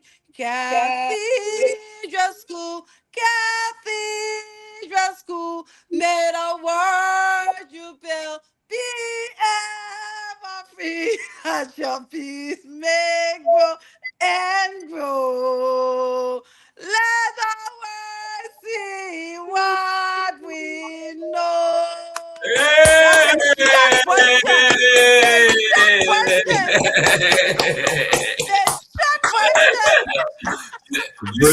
Brilliant. You see why they made her president? She can represent in the classroom. She can represent Yes. and she can over. the school ode. Listen, this is awesome. Thank you very much. Mr. Fofana is in the back. Oh Lord, you're bringing another Catholic man. Bring him on. Okay. And Mr. Gayman, if you observe, most Catholics are from the southeastern part of Liberia. Yes. Particularly in Liberia. Most of us that are Catholic, we are from the southeast. That's the correct. The southeast people, we just dominate the people denomination. I see. Yes. When you go up north, you see the Lutheran people people up there, but the Catholic folk, when you talk about the southeast, that's correct. But ladies and gentlemen, listen, for you to remember, how many of you can remember your school ode? These people came over here, and I can try with my own. Let me try with my own. Okay. I don't want to short one because that's too small.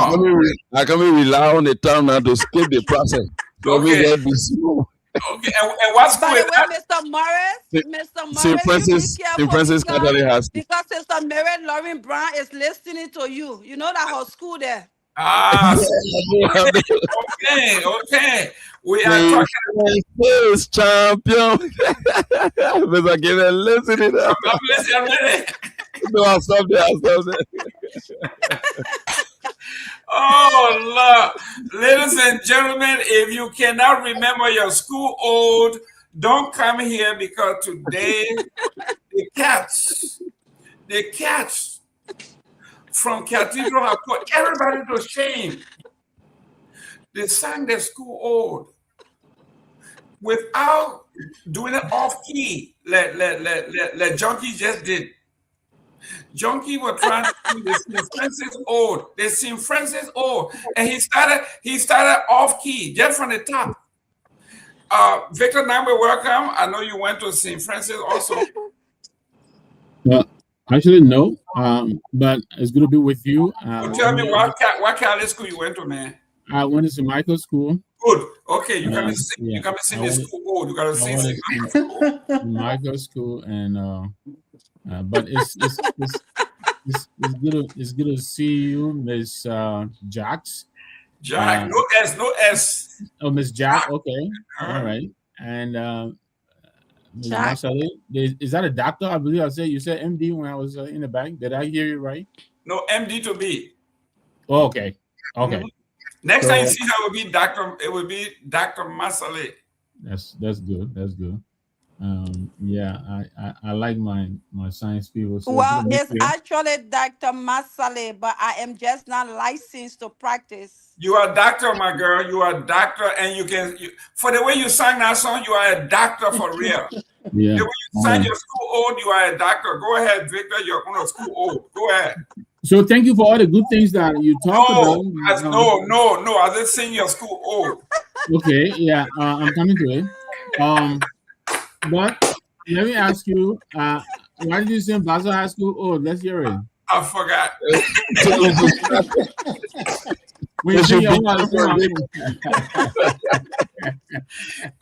Juliet Donkey is what? Juliet Donkey is what? I want to try, but Juliet Donkey is watching, and she's gonna chew me up because she said you missed the first stanza. I don't want to be that. I don't want to be that John P. Bear. They say, Juliet is always watching, so yeah. They say John P. Bear sing it like brother answer is enjoy. Starting with the chorus. I don't want to start with the chorus. But yes, Victor, we got some great folks here from Cathedral. They're having their convention in Rhode Island on August the 7th through the 9th. Okay. And they have a splendid program. We went through it already. Hopefully, if you're in the area, you can support them. Well, yeah, thank you very much again. Like I said earlier, but what you do, I think it's all about giving back. Those of us who have been fortunate enough to benefit from these institutions, I think we should do the best we can to give back. So I want to commend you for that. I belong to the William V. Studman School Alumni Association. We do that too, but we haven't given back enough. I have to admit. I think this school deserves a lot more from us than it is getting yet. But I commend you. I hope your convention, is successful. I believe you must have spoken about the project that you intend to undertake. Mm-hmm. Am I right? Yes, they renovating the entire school. Okay. And you call yourself what? Friskies, I believe? No, Cats. Oh, the Cats. Yeah, come on now. Okay. Frisky, that's their sister school. That's okay.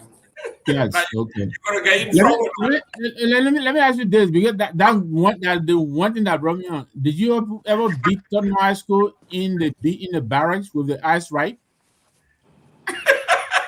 Right. No, nobody can beat Tottenham High School in Monroe. Only us can beat you guys, but nobody else. But it's good to be with you guys. We actually beat Tottenham High School in kickball.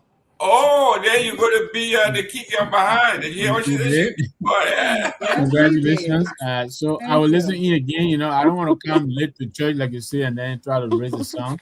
So let me listen in a little bit more and, listen to what you're trying to do. But congratulations, like I said. And I want to wish you all the best. Jerome, did we announce their fundraising number or something? Yeah, we did that already. That like you say, coming to church late, but it's all right. Okay. I ran into the cat nutrition company. Name is Friskies. Oh, okay. So they're all tied in together. Miss Rose Jack, our time. We got 6 more minutes here. Your final comment and your parting comment for us. Want to thank you for the opportunity to share our convention to the world. We are encouraging people to come. If you need, we have the number you can call, and we will appreciate everyone show up. You don't have to go to Cathedral School to support Cathedral School. Come, you meet some of us, have fun. We are very friendly people. So even if you didn't go to Cathedral and you show up, you're going to have a ball. So show up, have fun, and we're looking forward to seeing you all on August 7th. Don't come And September. if you're there before August 7th, call. I'll be in Rhode Island and we can hang out. Great. The number to call is 508. Thank you. 320-2719 if you need information on the event that is scheduled from August 7th through the 9th. The telephone number there is 508-320-2719. Once more, 508-320-2719. That is the number to get information about the Cathedral Alumni Association Convention being held August the 7th through the 9th in Providence, Rhode Island. Come out, support the team, support the families, support another Liberian doing some great things, renovating an entire school. Yes, Jack, I understand you are the host chapter. Are you yourself a resident of Providence? Yeah, but she just transitioned to California, but she still holds her membership in Providence, Rhode Island. Okay, I have family up there. I wanted to ask her if you know my family, but most likely she does. She spent a lot of time with me in Providence, California. Yeah, but she's struggling right now with the setup. Yeah, they're having problem with their devices. But yeah, junkies, you got 3 more minutes here to be with us, so you won't talk politics today. I know you are disappointed, but it's all right. Well, Junkie is taking a break. Junkie is taking a break from politics. No, he did already. Why are you saying, Honorable Nagbe? Because the time it had already exhausted, so that's why he's saying that. Okay. But some of the things that you will be missing is the front page Africa story about the classified document that was released to the executive when the president was briefed about Liberia being on now basically the cartel had taken over the country, and the intelligence was shared with the president. And their concern is how then the executive is behaving as though they knew nothing about cartels being in the country and taking over the place. We got 2 minutes, so I'll go to junkies. Junkies, you got to take a stab at this. This is being carried in Front Page Africa today, sir. The government, in my mind, is playing some risky deal out here, and I want you guys to be informed as to what's happening on the ground. A few hours ago, before my appearance on this platform, one young man was arrested. One Fode Massacre was arrested for remarks he made on the radio. So what is happening in Liberia now, the ground is tense. And I want to say to you guys, we are not afraid, but with the time we leave from work home, it's very risky. You guys will need to keep us in prayer because the manhandling I saw being carried out against that young man who just spoke his mind, that could be handled as a civil matter, I think is dangerous, is threatening democratically. So in line with that, Morris, give me 1 minute. Let the Honorable Howard Masale close so they can leave before going to our politics because they are non-profit people. Sure. Thank you. Howard, Rose have closed your parting comment, your closing remark. Thank you. Greatly appreciate that. And thank you all for having having us on here. I don't know whether Peabody made it on here yet, but he actually helped make this possible. And the 2 brothers, Brother Jerome and Brother Morris, we can't be any grateful to you guys. We say hi to your other fellow Tomalin and the others that are not on today. You'll always open your doors to Cathedral Square Alumni Association, so we will always remember you as well. And on my party, I want to say, rest in perfect peace. So our Cathedral alumni who have departed this year, that's Mrs. Christine McBorough O'Kine, that's Mr. Clarence Stewart Sr., and that's Mr. Nicholas Andrews. He actually just passed away this weekend. So we just want to say, may their soul rest in perfect peace. That along with every other departed. Thank you so much again for allowing us. Thank you, Ms. Rose, Ms. Howard. We thank you very much. Please come back again. We look forward to see you. Now you can turn off officially so we can go into our politics. Thank you. So it don't smear on you. Go ahead, please. Thank you. Bye-bye. Thank you. Okay, bye. Yes, Junkies, now you can go ahead. Yeah, and so that's the tension that's on ground now.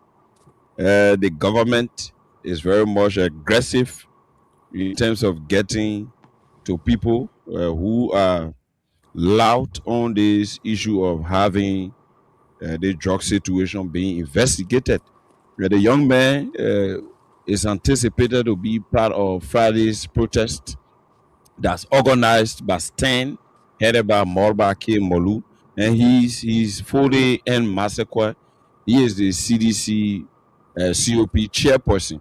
And he had been arrested based on an arrest warrant from the court that he insinuated falsehood against the name of the port managing director, Mr. Sekou Dukle. And the case is ongoing. I think tomorrow, before. Wow. Who's there? Mr. Gayman, kindly mute Ms. Hawa Masalo. Yeah, Ms. Howard, can you sign off?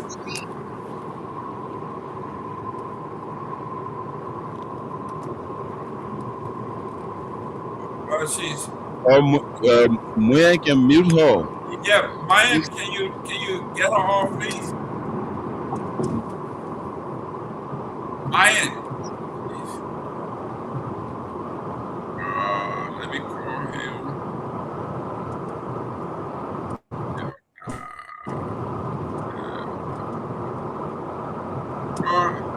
Oh, she's speeding, huh?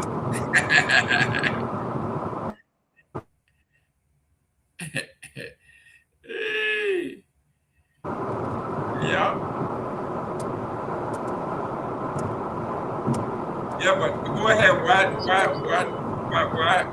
is he doing that?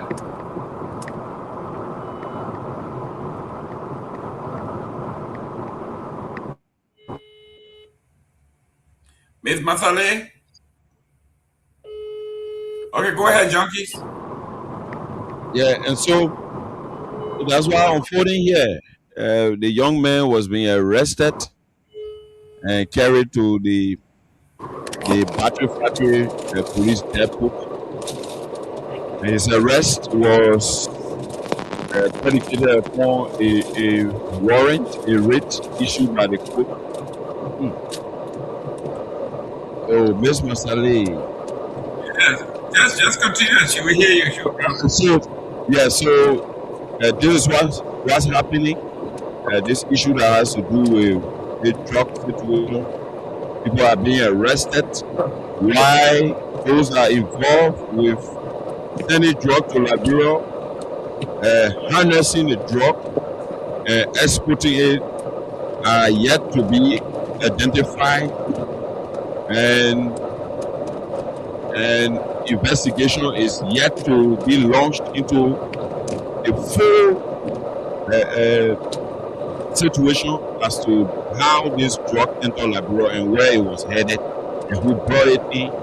The young people who are expressing based on the Table Mountain Declaration that saw the Kamara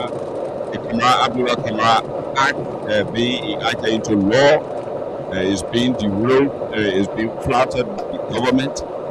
Young people who try to voice out on the issue of the drug situation are being arrested and being sent to court to be jailed subsequently. So this is what happened in the country.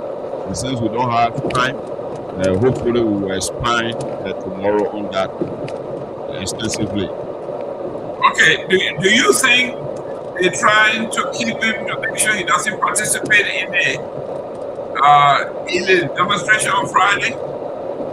In terms of the show of force, under security management, I think that is the direct reason why he's being arrested, so as to detain him and delay him, and he does not form part of the anticipated much talk about July 17 protest to be staged on day after tomorrow. So it is a scare tactic to hold him so that attention will be diverted to the courts instead of people taking the streets to protest for their right.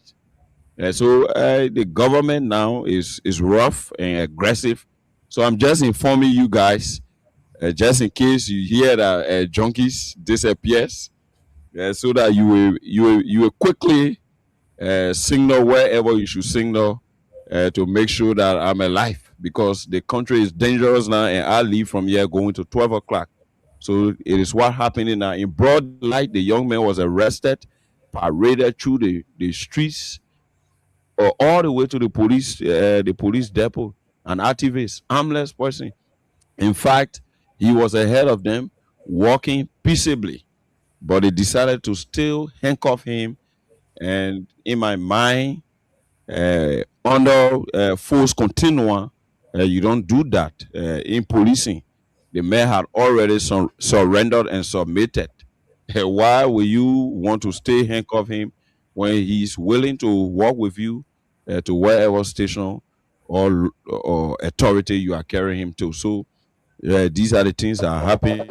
Government is showing force to scare people away, to intimidate people, and to disallow young people's participation in these kinds of processes that has to do with anti-drug demonstration or protestation. Okay. Well, ladies and gentlemen, the hardest thing to do, freedom and truth, speech is like water, it cannot be contained. Even if you put it in bottle, after a while, you talk to the chemist here, there will be condensation. And you will see, even though the bottle is not open, but you will see water coming from on the side of the bottle, from the bottle itself.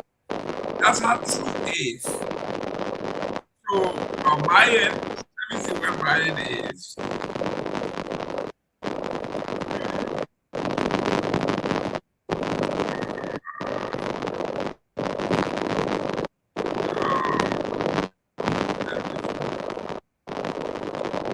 Yeah, but while Maya is working on that, yes, Maurice, thank you very much. When you get home, you got our number here, make sure you call, let us know that you have made it home. How long will it take you to get home, Mr. Morris?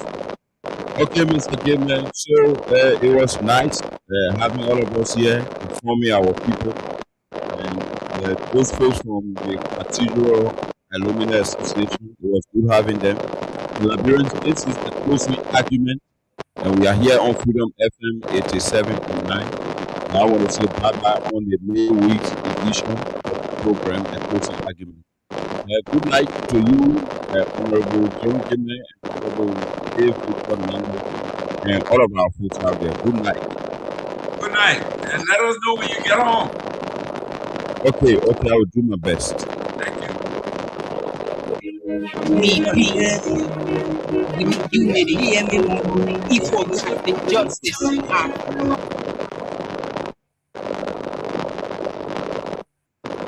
Ladies and gentlemen, we're having some technical difficulties going around, but Victor Lambis is also having some issues.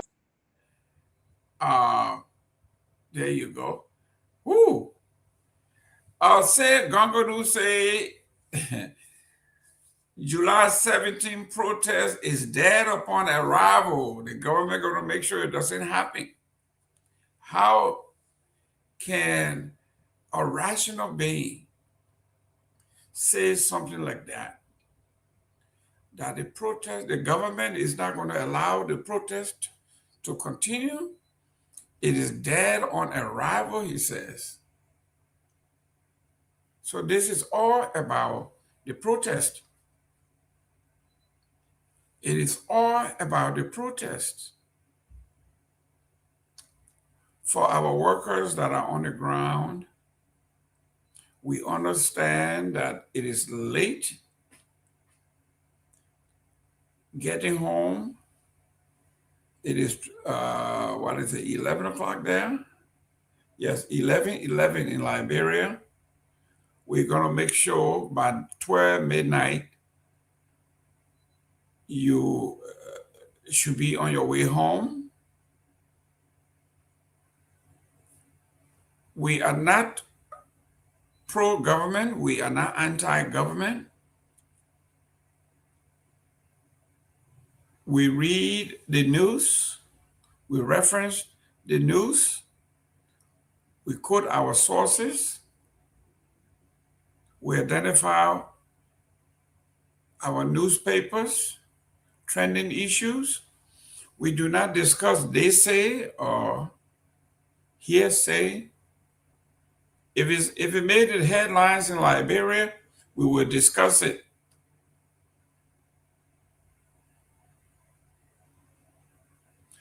We will discuss the news. Whatever is affecting our people will be discussed fully and continuously. And as long as the Liberian people have an interest, it will be discussed. If there's news and you are hoping that it will be discussed, 2 weeks later, it will be dead, not on this platform. We will discuss it as long as there's interest in the story. Everybody wants to know, where is this drug coming from? Who are those that brought the drugs into the country? How did the drug enter the country? Which border point were used to bring the drug into the country? These are cardinal questions for inquiry minds. So the government can arrest, can beat people. My own friend said Gongloe is saying the protest is dead on arrival. The government will make sure that it doesn't succeed. So how do they do that? They arrest the organizers, the PR people, the activists, put them all in jail until the day passes. And somebody hopefully said Gongloe is in the United States and sitting in the free republic and supporting a dogmatic administration or a draconian, unconstitutional issue.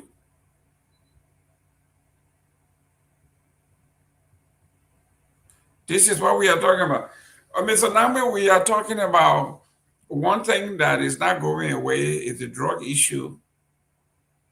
We are not going to allow it to die until those questions are answered. Secondly, that baby that was adopted from the General Hospital in Grand Bassa County, a 16-year-old mother that gave birth, and upon giving birth, the baby disappeared. And the government, the security, the nurses, nobody knows where the baby, who took the baby out of the hospital. We are not going to allow those two stories to die down. According to Front Page Africa, according to Rodney C., a dossier of classified information was given to the president about the cartels and all information he needed to know. And today, everybody is acting as though this is a surprise, a shock.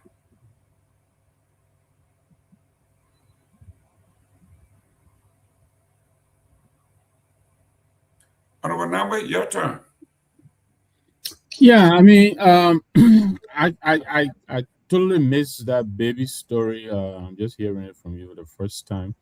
I think that is quite heartbreaking. If you know, I hope they find that baby. You know, the mother. You know, at least 9 months prior to that, all the you know situations she may have gone through, and with all the expectation, not to have a baby to show for all of that, and just the whole idea of being disconnected from that's gut wrenching. So I hope I hope every effort is exerted to find that baby, and I hope somehow they'll keep us posted, so that we'll know what's happening. Okay. Now, let me read this real quick. It says confidential. This is Front Page Africa, July 15, written by Rodney C.A. It said a confidential intelligence report submitted to President Joseph Yuma Boyka 2025, obtained by Front Page Africa, uncovered deep drug cartel infiltration. Warned Liberia risks becoming a narco state. That's the headline.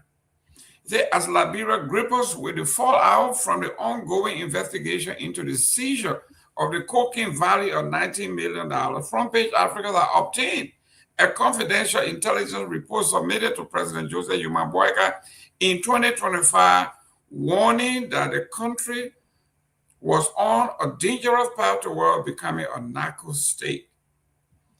This is how the evidence here is a long article, but this is shocking. They have a copy of the report here, and everybody can read it. The report says confidential presidential briefing report.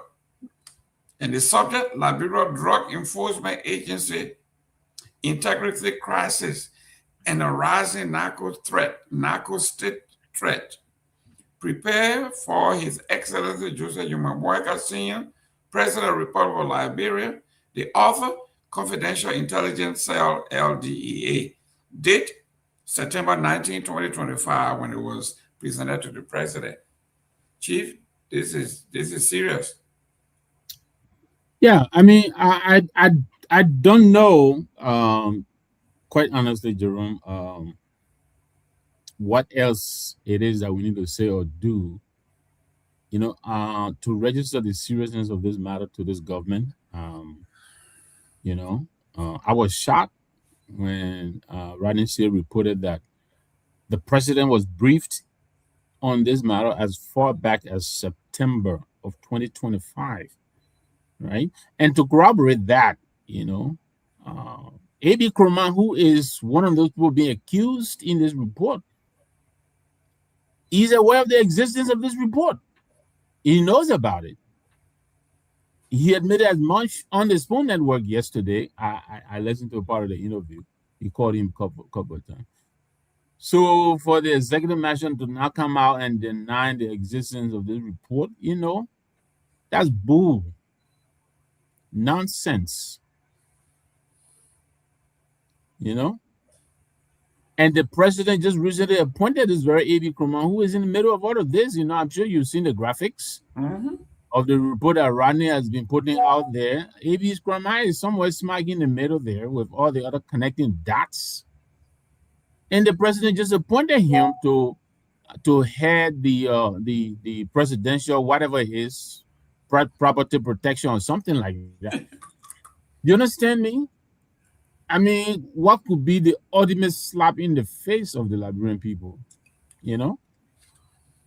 So the president is really he's beginning to raise eyebrows as to his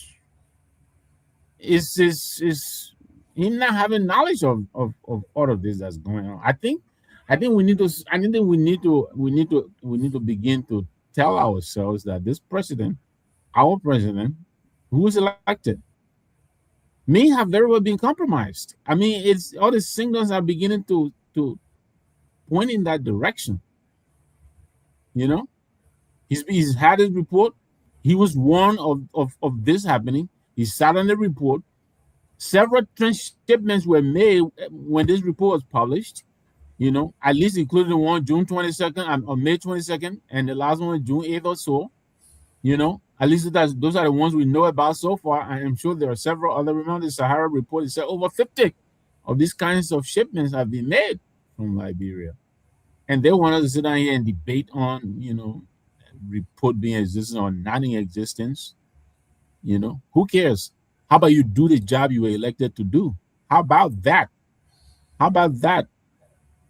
Instead of globetrotting, you know, making an average of 1 or 2 trips per month out of the country, bringing back pretty much nothing to show for it.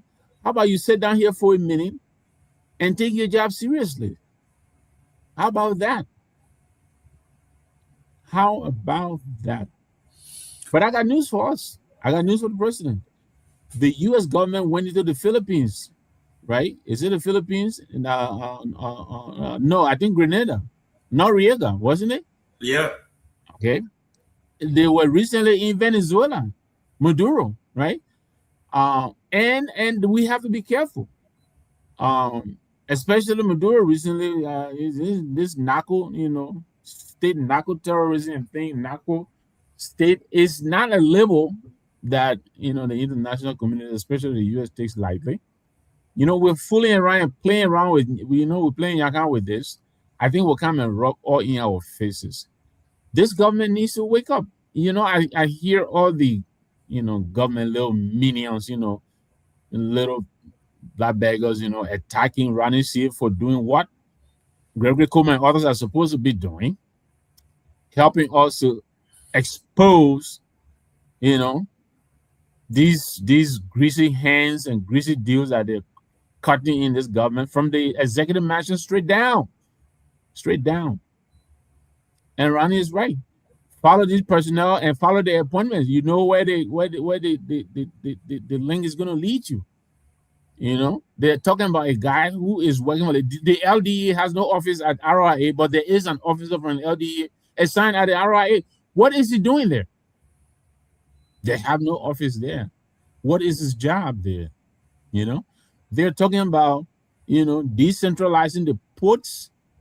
You understand me? We can't even manage the free port of Monrovia. Yeah. They're looking for other points of entry for these drugs. These greedy people, it's not enough that they are plundering the budget. You know, every budget that passes, they're padding the budget with so much money that they don't even know what to do with. But that's not enough. It's not enough. It's not enough. They have to go and prostrate themselves to Joe's Ledika here in Sierra Leone, you know, to come and grease their hands and compromise our entire state for their greedy pockets. And we're talking about it. They're going to arrest for the massacre. Really? You know, my dear brother Seleke Kromah is tapping his nonsense here. If the protest was dead on arrival, why are you arresting for the massacre? You explain that to me. Make it make sense to me. If it has no magnitude, why are you going after the people who are organizing it? You think this is still a joking matter? It's not funny. It is not. So this government, they need to wake up. I think a number of us sat on the last stand, you know, out in the streets. I know the CMC has not taken an official position, but we're considering coming out. We might just join forces with these people and shake this government up. They're too comfortable. They're too comfortable. They think they are untouchable. You know, you are raising facts, not speculation, facts. And they get up and attacking you all over the place. How about you attack the substance of the reporting? You know, Ranesi is just reporting what is available to him. You disprove what he's alleging, then we know you're serious. You know, you can sit over there, you know, lazy self, you know, do no work, you know, people bring a report instead of you. tell her how you think it's not true. You leave everything, you attacking the man who is connecting the dots. Shame on you, man. Shame on this UP government. Shame on the so-called rescue team. It's a bunch of rascals. Listen, guys, what are you and say Gongloe, I'm not Gilman. That is not how you spell my name. My name is right there before me. My name is right on the screen. Why are you misspelling my name? I think this is mistaken identity. This is mistaken identity on the part of Say Gongloe. I am not Gilman. My name is right here on the screen. Why are you calling me somebody else? Those are some of the lazy UP operatives. He's looking at your name. He's not even on. Okay, I don't care what you're gonna type. I don't care. You know, Jerome. Look, we come here. We say sometimes we laugh a little bit. Yeah, we make a little bit of fun, but this is some serious stuff we're talking about here. This is dire consequences will result from this. You know, Liberia is a small country. We have, the state of Jersey, which is one of the smallest states here, its population is almost twice that of Liberia. Oh, yes. We're a small country. And we're so blessed with resources, we should be developed beyond comprehension. A bunch of lazy people, they know nothing about governance. They clamor. Now they got the job. And they can't figure out the head from the tail. 2 years, 3 years spending in one place, they can't bring any kind of investable partner into the country. And so they got no revenue coming. And so they got to squeeze everywhere to get money. So now they're looking to narcotics. Wow. It is baffling. We spoke yesterday. I was on the air, and obviously we had inclement weather here, and lightning struck, and we lost power on the block. So I went right off the air. We're all closing. Totally off everything went blank. But thank God we had about 2 more minutes left, maybe 5 minutes the most, in the show when everything went haywire. But yes, the reason that everybody, Mr. Say Gongloe, the reason these people bring all their resumes, some of these people's resumes were 7 pages long. That alone should have told the president that is a red flag. If you will need 7 pages to do your resume, that is a red flag. Red flag. I was privileged to have sat on a search committee for the vice president of academic affairs at Florida Atlantic University. And they had about 500 applicants because they used, the education, it's the education magazine that they use to educate, information about educators. And they posted this job. And this job received about 500 applicants from all around the world. Some of those resumes came in binders. And the vice president for institutional development with graduate students said, you will bring your resume down into categories. He said, all resumes that come in a portfolio or binders, put them in the garbage on that side. That was about 50% of that 500. We were down to 250. Right. There is any resume that is about 7 pages long, they belong in the garbage. There you go. That cut it down to about 100. Then all of that, now we're talking about substance. Then she says, if they come from any private institution, put them on one side. we will look at, besides the top, like the Catholic universities and the Ivy League, those are different. But when they start telling you about how they call the other universities that are all over the place, Kenyan how they call it, Grand Canyon University. Grand Canyon, yeah, Grand Canyon. With the one that Dara Dillon came to in that place there. Yes. Capella, Straya. Yeah. They put that one side. Well, I tell you this though, and I know you haven't learned it yet, but I know that institutionally, there is something to be said about the makeup of an institution. But at these graduate schools, most of it really depends on you, your capacity to do your research. You understand me? I don't understand the subject matter. I understand the teachers, but they're just supposed to point you in the direction and you go for. You go and search and bring back. So people come from this. Some people come from the best institution, and yet they don't produce much. And then there are others who just go in there and dig their heels in and get the best out, and go to the world. Well, so I know a number of people, for instance, who graduated from Straya, from Capella. Dr. Christo, I think you know Christo. I think he was one time associated with Straya. So I know a lot of people graduated from Capella, from Straya, from Phoenix, all these online, DeVry, all these institutions. Yeah, and they but do very well.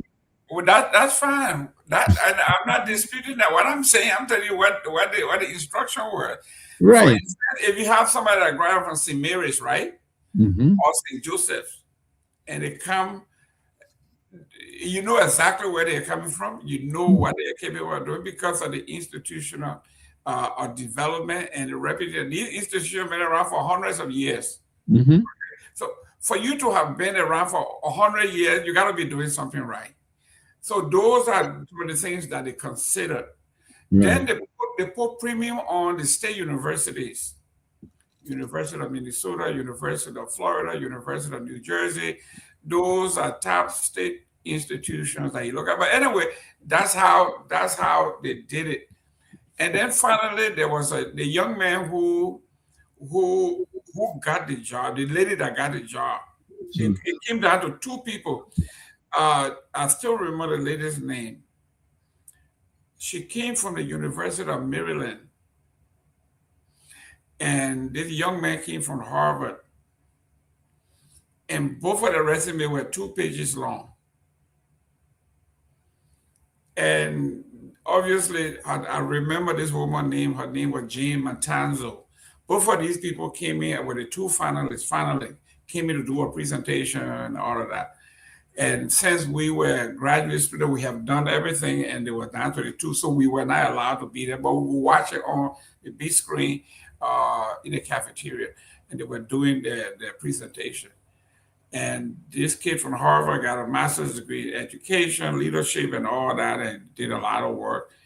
And he was so pompous. When he left, he shook my hand and says, "I'll see you next fall." I'll be back here next fall.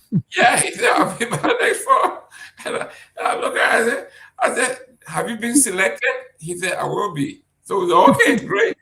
And this lady from the University of Maryland, she came in and she presented herself. She says, "I have a master's degree, obviously, but with specialty in curriculum development.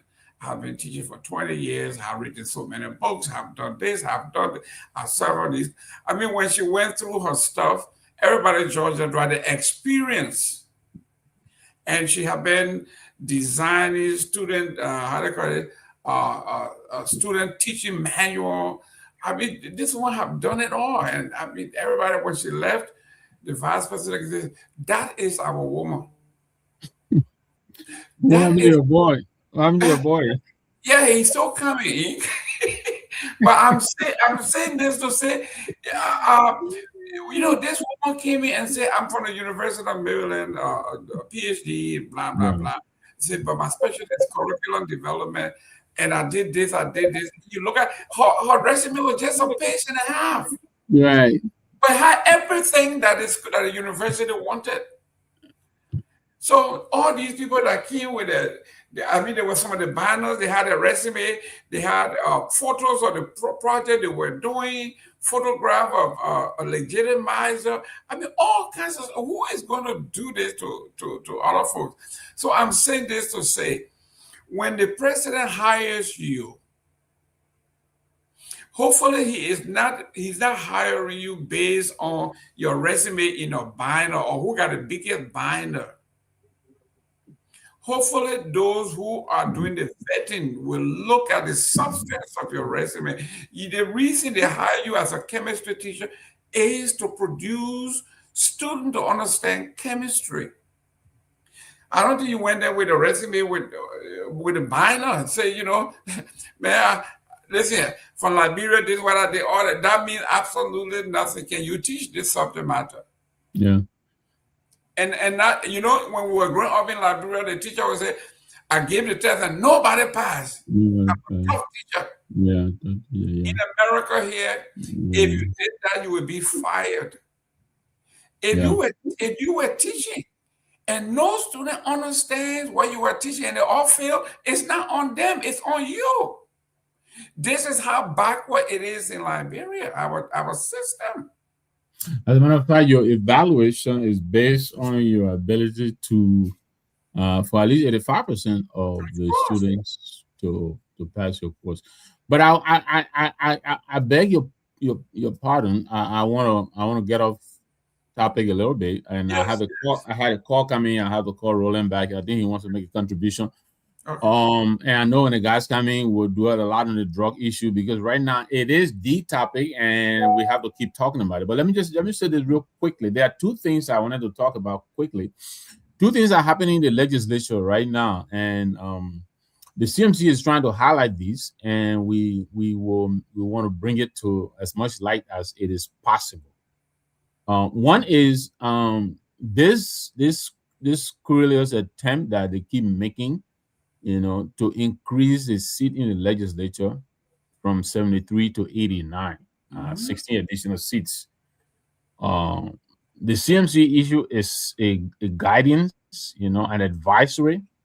Now, the political leader is engaging the Supreme Court now to help us interpret what Article 80D says about the creation of thresholds, whose responsibility it is to create additional constituencies, right?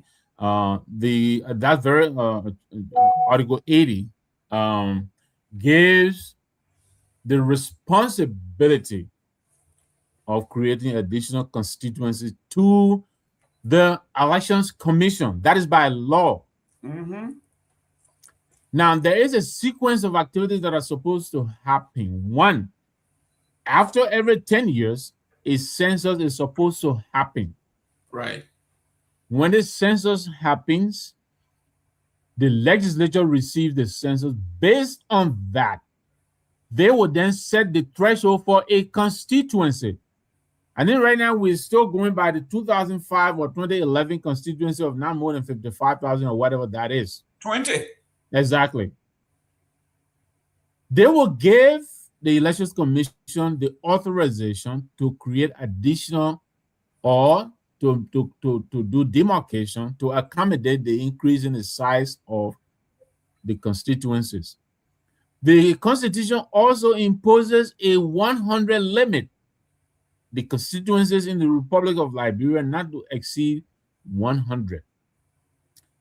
The legislature's responsibility is to receive the census and say, okay, Elections Commission, in 2011, the last census that was done in 2022 or whatever, in 2011 reported X number of people, X number of registered voters. We divided that by the existing constituency. So we said 20,000 not to exceed a constituency.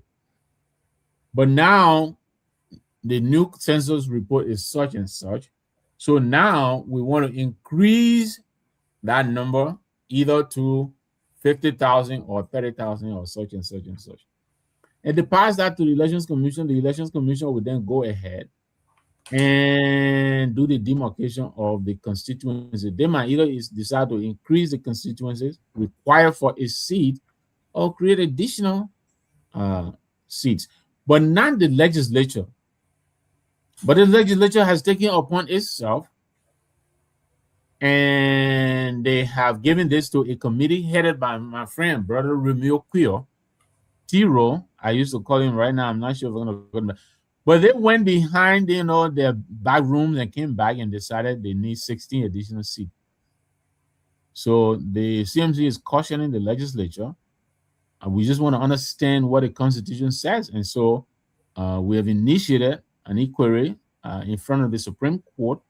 Let the court come and tell us that and interpret to us what Article 80 says about the census, the threshold, and the creation of additional seats. Whose responsibility it is to do what? So we just want to sound this out. Our people need to take interest in this. We have 73 lawmakers already, and they are proving to be a burden that we can bear. Now they're not happy with what they're bent on adding 16 additional. Imagine that. Right now we're buying what? 45,000 car every 3 years for 73 people. Or 103. Now you go figure. So we want to put that out there. Our people should please take interest in this. This is also a serious matter because it imposes additional strain on the budget. We think it is wiser to increase the number of people required for a district, maintain the same number, and just increase the size. We don't need more lawmakers. Like the statement said, we need better lawmakers. Right now, the 73 we have, we're getting practically nothing for this humongous amount of money we're spending. $51 million, I believe, this year. That's why it's going to them. So that's one. The second thing is this. The legislature has now set up a committee to audit the public accounts of government from 2018. But not their own. Not their own. Not exactly. Exactly. And we have said here for months on end, audit this legislature now. Yeah. Now they're taking a telescope to the audit everything else around the telescope, but leave us alone. You understand? No, these people, man, my Jerome, and when you talk, then they want to hold you in contempt, And so, yeah. So we are saying we understand, we appreciate the call, but they should broaden the call. Charity begins what? At home. So we are calling on the legislature to submit themselves to a full audit, not a system audit. No, we don't want a system audit. We want a full audit of the legislature from 2018 up to present. So I wanted to highlight those two. Thank you for the opportunity. I know when the guys come, we'll talk a lot about the drugs, and we'll continue to sound this warning, even though the drug situation is an existential crisis. But this is also important. We can't take our eyes off the ball. So I wanted to bring that in. So while you're getting started, let me call Roland. I think he wanted to make an input in what we're talking about. I think the PL, and I'm saying it here, PL, you're doing an excellent job. I think Honorable Musa Ability should write a bill suggesting that we increase the constituency number, the threshold, from 20,000 to 50,000, or from 20,000 to 40,000, double it. That would give them more work, at least. Yes. Share the responsibility, right? You are only supervising 20,000 folks. Okay? There's no reason why you can't supervise 50,000 folks. So for you to say that, I think the argument that Honorable Musa Ability should be making, if he relies on the Supreme Court, he himself is a victim of the Supreme Court. That's true. Everybody else is a victim of the Supreme Court over and over and over and over. It's the same thing. The criminals are saying, why are we doing the same thing? Well, you know what this? I can tell you what the outcome is going to be at the Supreme Court. I think the leader of the CMC, Honorable Musa Ability, should do a bill expanding the threshold from 20 to 50,000, everything else is going to be moot. You know, I don't disagree with you, Jerome, but Musa Belete has put out, at least over the past 4-5 months, I would say about 6 or 8 different instruments. You understand me? Bills proposed. None of these bills is being picked up by this legislature. So I agree with you. You should continue to do that. You shouldn't stop. But notwithstanding, we almost know. But you know, the Supreme Court has at least has come through on a number of occasions of late, and so we are going to first of all exhaust all of the avenues available to us, and then we can move. We can take it to the next level. But we just didn't want to assume that the Supreme Court, because you know, it didn't do well with the Kofa case or so, you know, therefore we will assume that it wouldn't act.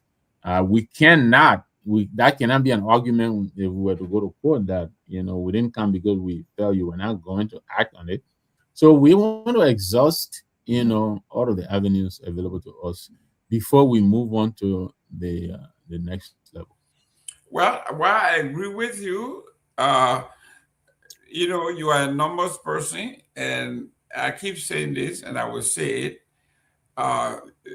Anybody can call me a pessimist, and that's fine, but it's based on facts and based on numbers. The executive have said that they will not listen to the Supreme Court because they are separate branches of government. The legislature have said it clearly. The Supreme Court has no say or no sway over them because they are equal branch. This is how these people think. So yes, we can chew gum and walk at the same time, maybe probably run. I think Musa Belete should introduce another instrument, proposing that we expand the threshold from 20 to 50,000. That is an easy sell to me than going, because once we go to the Supreme Court and the Supreme Court rules and the guys say, listen, that's fine, we respect it, but we're not doing it. But here's the thing, Jerome. Here's what the real problem is, and your argument is not wrong. But here is why even that argument you're making cannot be made. The law is very clear. The Constitution is very clear. Census must be done every 10 years. The last census that the census should have been done was 2022. We missed that window. Now we're 2026. In the middle of this, we cannot do what should have been done in 2022. We have to wait now until the end of the 10-year period. Another census is done, and then we act on that. We cannot act on the 2022 census because that window, which is constitutionally laid down, has closed. But there was a census done 2022. No, President Weah did not. Yes. He should have, but he did not. He did. I took part of it. I was in Basha when it happened. 2022? Yes. 2022, a census was done. I don't know if it. I don't think so, Jerome. Yes, a census was done in 2022. Let me double check this real quickly. Yes, a census was done in 2022. I was part of that census in 2022. I understand it very well. There were some. There was a lot of debate going on in Liberia, but the census, legislation got involved. Everybody got involved. No, you're right. I think the argument I was making, which I missed, was that census should have kicked into motion the series of events that the legislature is now initiating. But that didn't happen. There you go. 4 years later. Exactly, because the president should have then submitted the census to the legislature. The legislature take it up, and then based on that, they decide whether to act to increase the number of people or to increase the consumption. In fact, they can't do that. They will set a new threshold, and then the Elections Commission will do the rest of it. So now that we missed that 2022, we have to wait until 2032 for another census to happen, and then before they can do what they are proposing to do now. Why are they doing this in the middle, smack in the middle? You know, that's the argument. But you're right. The last census was done. But where I missed it was the 73 was based on the 2011, I believe 2011 census or so. Yeah, and before that there were 64, and then they added 9 additional seats. But then that was after the census had been done. Now they want 16. Exactly, they want 16. And reporting 4 years late. 4 years late. Thank you. 4 years late. And then even if this went into effect next year, right? Right. Or 2029 or 2020, if 2029 is an election, and you add on 16 seats, comes right after that election, 2032, it will be another census. Okay? It will be another. It will be another census. Then what do? You add another 11 to make it 100. That's how. Why is it that I understand Kovakunda crewmen let a quitty business, they let a grumble business. But why all this grumble and confusion, in governance, and then they say the pastor in Nigeria, he was insulting the government when he alleged confusion, this is chaos, Jerome. Of course. This is chaos, of all the things that the government should be contending with, really, right now, that the creation of additional seats, this is the emergency that we have right now. Right now, we have a shortage of lawmakers. So we have a national emergency to create more. To lift that country out of poverty, you need more hands. You need more. You need more men to lift the country. So yeah, we have an emergency. We don't have enough lawmakers, and so Kofanamwe decided, he's gonna make 16 additional regime lawmakers. Absolutely. And if you don't support the regime, you are not going to be qualified as a candidate. So everybody wants their own handbag ball in the place that they can control. This is what this is all about. Yeah. You need an extra seat in Nimba that will fall under the auspices of either Koga or Kong. Right. That's it. You go to Grand Bassa, the same thing. You go to Sano. Everybody is looking for that extra hand. Yeah, and they're looking for a rescue majority, so they don't have to continue to suffer with the 49 that they're never able to come up with. We understand all these things. You understand me? And there's so I don't want to use the ABC terminology, but they're so unsophisticated. You can read through them. We all understand what is going on here. 2023. It's going to be rough for all of us. 2029, it's going to be rough. And, so they're laying the groundwork for, what they intend to do. But we're not going to make it lazy. We're not going to make it easy for them to cheat. We're not going to make it lazy. We are going to make sure we checkmate them on every feeble little attempt they make. And they know they don't believe in the sanctity of the ballot. They're looking for all kinds of ways, They have lost, the confidence of the people. It's very clear, and they're looking for all kinds of nefarious little, shenanigans to come and get 50 plus 1, 2029. We're not going to sit there and let it happen. We're going to challenge them at every level. We will do that every day. That's like we said, and I keep saying it. I'm going to see if I can get in touch with the political leader. I think he should start getting his instrument ready to expand the threshold. Yeah. That is, we have to go after these folks with every tool in our box. And that is one that will make sense immediately. Listen, ladies and gentlemen, there is no reason for us to add another 16. All we have to do is increase our burden, our responsibility. That's all it is. Our portfolio gave us more people. You work 6 months out of the year. You work in our 6 months, you work 2 days a week. you can come up with all these excuses about, even though we're not in office, but we're working. Yes, you are working. They say you're on your constituent break or you're on your agricultural break, but you're sitting down here in Miami and you jolly. Is that agriculture here? Exactly. You here swimming? You the other time the guy brought he brought his whole family to Disney World. Yeah. Okay? Or his agricultural break, brought his children. Most of these people, they never go home during their you know.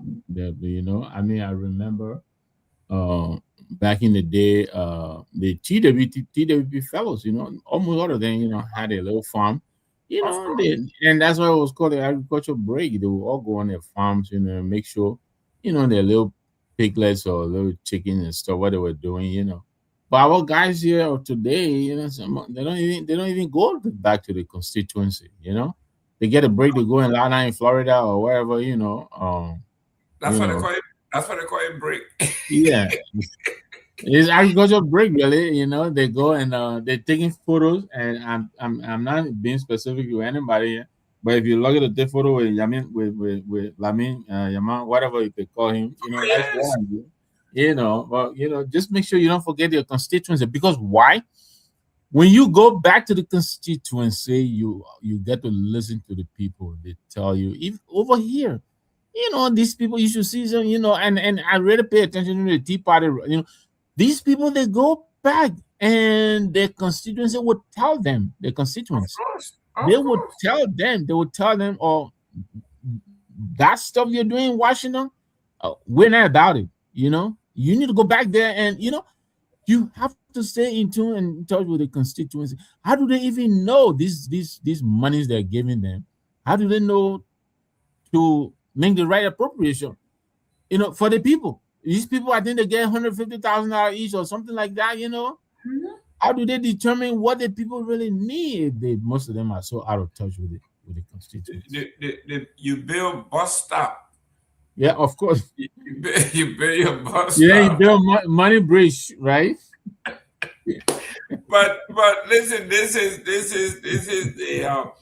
the Liberia we have. You build bus stop, but we ain't get no bus to stop there. There's no car road there, but you build a bus stop. This thing, you elect this guy from the interior. He finds his election as his meal ticket to exit the interior, to go. The first place he wants to do is build a home in Monrovia. And he moved to Monrovia. Does he come back maybe once a year or so, or when it's time for election, that he comes and say, this is what I'm doing. This is what I went to visit one of my lawmakers in Washington, D.C. The guys were sharing room. Yeah. They were sharing apartment, lawmakers. Yeah. The guys were sharing apartments. They go out there, their main home is home, Florida. I mean, and he was shared. They were three in the same apartment. So one was the guy from Florida, I think one was from Wisconsin, and another one from either Massachusetts, somewhere. The guys were sharing because it's too expensive. Yeah.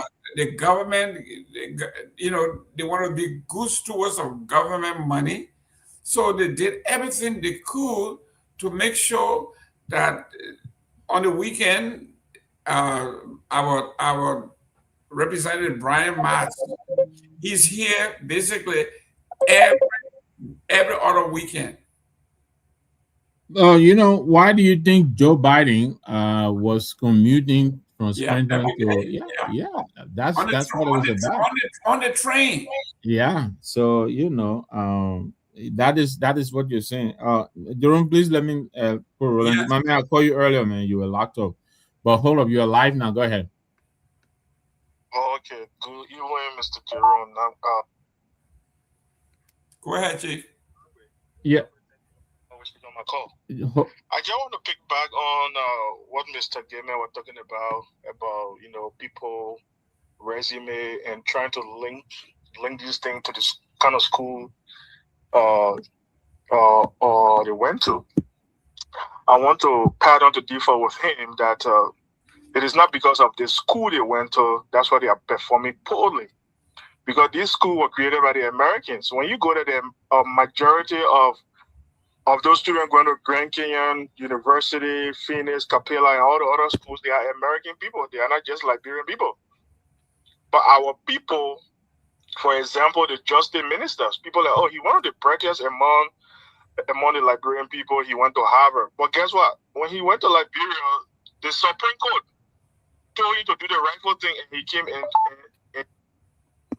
manipulate what the Supreme Court told him to do. When the Supreme Court told our lawmakers to go back to Antico, to static Anti, he went and said no. He went and said the wrong thing, and instead of telling the president, you know what, we need to follow the rule of law, he went and advised the president, and the president told the Liberian people, you know what, I was wrong. His question is our police director. Hang on, Roland. I'm calling you back. My phone is acting up. Yeah. That button phone, man, you gotta get a real phone. Well, you still got Nokia. Yeah, go ahead, Jerome. Sorry, that was my phone. Go ahead. Okay, yeah. The second person is Gregory Coleman. Gregory Coleman came here and said he went to Harvard. He did public administration. Yeah. Time for his final, time for his thesis, he went and told the people that, oh, you know what, I can't concentrate because of the civil war in Liberia. I'm suffering from PTSD. We need to research these people. They are not doing the right thing. So it is not because of the school. We know a lot of people that went to Grand Canyon that got their PhDs, Phoenix, and all the other schools. Well, they are nurse practitioners. They are young epidemiologists like me. Okay, so we can't just blame those schools. You can go to hybrid school and do well for your people. So, Mr. Gayman, I'm sorry. I know you're a very smart guy, but I want to differ with you. It's not because of the school. Our people dishonesty. Thank you. Thank you, Roland. What the folks say, they say, be careful when they praise you, they come and hit you hard, right? He said, Yeah. man, you're a very smart guy, but hey, boom, I disagree with you. And 100% right. Carrot and stick, right? Stick and carrot. This one a stick, then the carrot. But this is what we are talking about. There are a lot of these folks that came over here that know very well that they are not the material of those schools. All they want to do is say, I went to Harvard. When you ask them, look, I am a product of the president of the Harvard Kennedy School of Government. That's Michael Dukakis. And he will tell you that school is not Harvard. Anybody that went to the Kennedy School of Government did not go to Harvard. They lied to you. The Kennedy School of Government is a subsidiary of Harvard University. It's only housed there. It is a school that was put together where we call the American exceptionalism, to go out there and spread the American way of life.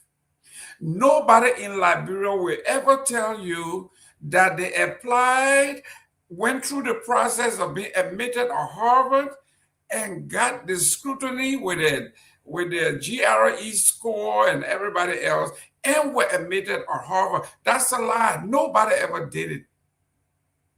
The Kennedy School of Government is a total different institution. I did classes there. I did courses there. It is that I never applied to Harvard. Never went through the processes.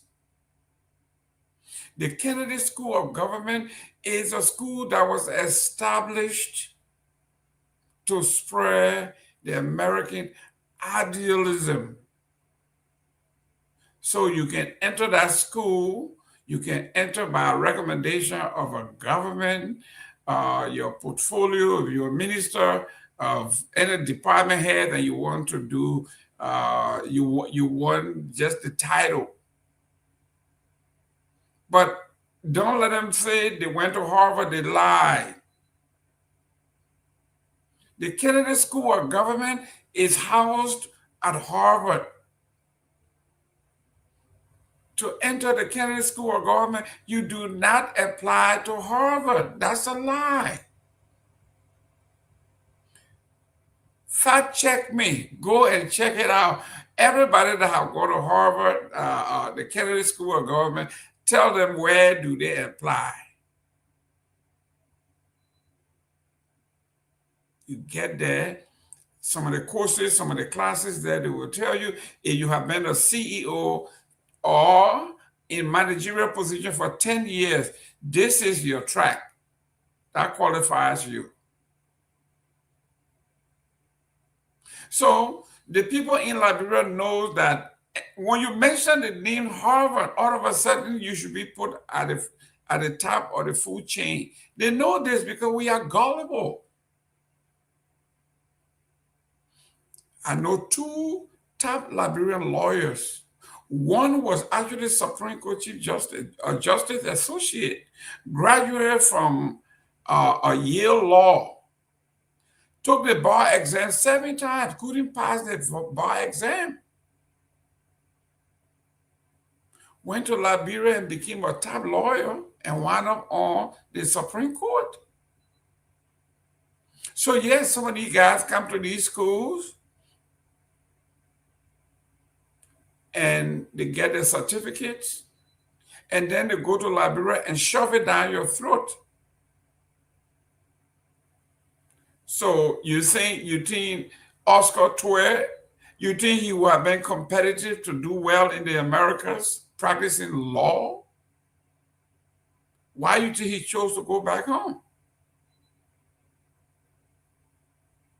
So yes, for those of us who know the secrets and know everything, they don't want to hang around with you because you know too much.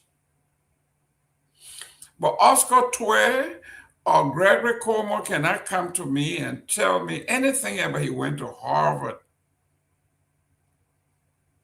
And he should be embarrassed to say I went to the Kennedy School of Government and I couldn't finish because I couldn't concentrate. It's even worse.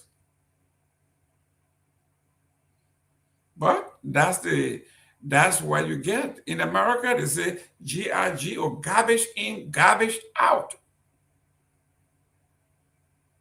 If you put in garbage, you get garbage. The guy couldn't do well in Liberia. He came over here. He went to some school. And he goes home with his binders. I went to Harvard. Almost everybody in Liberia, from you name it, they all went to Ivy League school when they come here.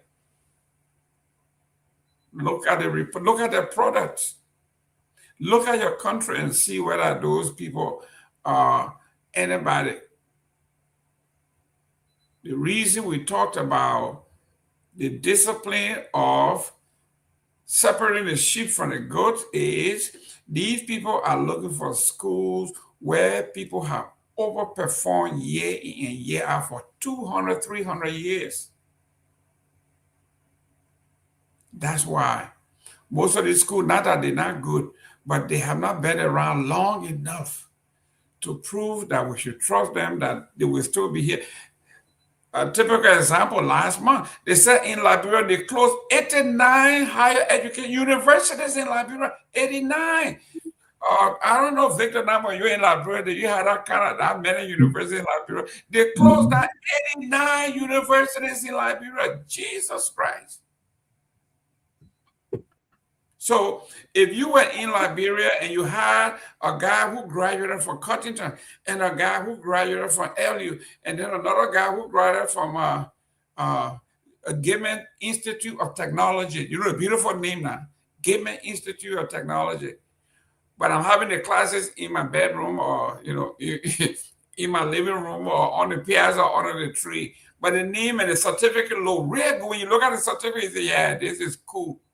So yeah, it makes sense to say, you know what, I would rather take my chance on a guy from Cottington and a guy from LU than this guy from Gayman Institute of High Technology. That's why it doesn't mean they are not good. But the institutions, when you're talking about the institutions, they have proven themselves for 200 years of excellence. A friend of mine graduated from St. Joseph's, I think either in Philadelphia, there somewhere. Everywhere he went, he majored in math. Everywhere he went, people were happy because St. Joseph's have produced St. Joseph's. I mean, not because it's a Catholic school, but they have just overperformed for 100 years. So people, when they are graduating from Joseph, the corporation line up to give them jobs. So that's why it's not that we are putting down the other school, but they are too new. They are less than 50 years old. And the other ladies say, I don't hire anybody. And in school that I'm older than, if I'm older than the school, I'm not going to hire anybody from that school. But that's just what it is. But yes, but Victor, I think the PL, I think we should push our PL to rally everybody else, because if we go through the Supreme Court route, I know exactly where this will end, but the onus should be on the folks. The Liberian people rally around our PL if he says, instead of adding more, let us expand. It's not only that it is prudent to do, but economically it will benefit the Liberian people. There's no way for us to spend another $20 million that we don't have, because they say each of those seats will cost minimum $1 million. So 16 would be $16 million, and that's just the bottom line. So we talk about between 16 and $25 million there that we don't have. So the Liberian people rally around our PL to say, you know, this other fight we in it because it just doesn't make sense. I know somebody had called me and told me, Mr. Gayman, we were nominated to come and run for the extra seat in Grand Bassa County. It, as great as it sounds and everything else, but does it make sense? Economically, it doesn't make sense. It's not good for our people. It's not good for the country. It's not good for the Irish person. I don't need a job. I mean, I would bring a lot to the table, but at what cost? You know, it's going to cost the Bassa people a lot of money just to have one extra seat. So I think fixed electronics and everybody, Anthony Gay, it won't affect you because you want to be senator, so it won't affect you going out and kicking what his name, Zoe Penner. We want him out of that. Yeah, I think Zoe Penner is in a lot of trouble right now. Yeah, we want him out of that. So we don't need no extra senator. I won't be surprised sooner or later. Vice President Kuhn and the Speaker will say, you know what, the two senator team working, we need to make it three. But Mr. Gay has already pledged his support to Yahya Nimle. I mean, how is it? So what is he going to do? Also, after he was, he's listening. He's listening. The man has been, I think, the official spokesperson for Yahya Nimle. Don't you remember? No. I would be disappointed because Mr. Anthony Gay has always been. So you want to tell me he was another? The man is another side Joseph. If Yahya Nimle run, then you will run. If your uncle don't run, then you will run. Oh man! So Anthony Gay Sr., are you another Ben Fennell? You want a senator in America? Ben running for president? All right, so that was a joke. I'm taking it back. I know Anthony didn't say but I know he supported Senator Nimle, I think the last round, but he's running independently. He's an ANC. Aspiring. Yeah. No, Anthony Gay. Anthony is an aspiring ANC lawmaker. I think Yahya Nimle, I'm not sure if he's, I don't know what party he's of, whether NDP or I don't know. Anthony will probably tell us. Yahya is not up for re-election. All right, so he's making that. And you see why I said, hey, Yahya is not running anymore. So Anthony Gay, you got my support, man. You got my support. But you can't win this thing if you're not on the ground. Anthony, man, I'm just messing with you, man. I just messing Anthony, with you. But we can't win this thing. We're not on the ground, so you got to be on the ground. You see, I told Ben, Ben, you can't win the president sitting in Toronto there. Yeah. You put it up policy paper. You got to be on the ground. Yeah. but Chief, it's 12:15 in Liberia. We got to let the guys go home. Yeah. It's not safe there now, as the young man was saying. Wait a minute, who is there? I thought Junkies already left. Yeah, but remember, all of our people at Truth FM. They are still. I saw yesterday he was typing in the chat that they hadn't been on True FM for about a week or so. I didn't know they were still. All right, but let him. Yeah. I mean. So guys, let's your party comments. Let's do this again tomorrow. But yes, absolutely. Absolutely. No, I'll just go over quickly to remind our people that in spite of the hard time we're facing in Liberia, a budget shortfall here and there, our legislature is on track again to add 16 people to the already unbearable burden of sustaining their lazy behinds at the legislature, do nothing. And we're paying them thousands and thousands of dollars. That's not good enough. So we need to come out and stop them. The CMC has already has taken the lead on this. We're going to the Supreme Court to help us interpret what Article 80 of the Constitution says about census, threshold, and constituency, additional constituencies. So please, you got to join us in this fight. 2, let's audit this legislature. This is a bunch of rogues, broad day thieves, pillaging our economy, doing nothing. We get nothing out of these people. Nothing. Besides chaos, bunch of playboys and sometimes playgirls. They sit down in the Capitol building there. Most of the time they do nothing. And for that, we're paying them so much. Then we're paying anybody else in the Republic of Liberia. We need to audit them. We have to audit these people. So join us. We have to audit these people. Some of these people don't belong in the Capitol building. They don't belong anywhere near the Capitol building. They're done. They're done. Help us. Remove these bombs. Throw them out. Throw them out. So join us. On the drug issue, we want to really admonish this government. I think they're spending way too much time, fighting all the little side battles as opposed to this real mean thing. Let's make the mean thing the mean thing. Let's keep it the mean thing. Forget about all these little attacking people who come on with the information, all of that. When you're fighting the fight and you're disproving them, you don't need to fight these people. Your deeds will fight them. But keep your eye on the mean thing. Let's make the mean thing the mean thing. Let's conduct this investigation and unravel this drug case. It's been with us since early June. It's been over a month now. It's been over a month. And all we've done is, detain, the messengers of the messenger, not even the messenger themselves. Who are we kidding? Who are we kidding? So, Ronnie C and others, he was here with us last week. I'm sure he will come back again. I think the government is smart enough to embrace this man. He's helping them do their job that they are not able to do.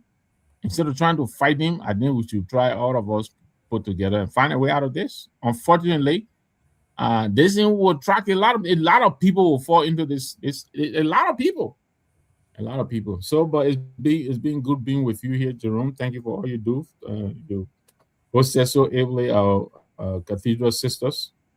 The cats. I think they call themselves the Cats Kingdom. Yeah. We wish them all the best in Rhode Island.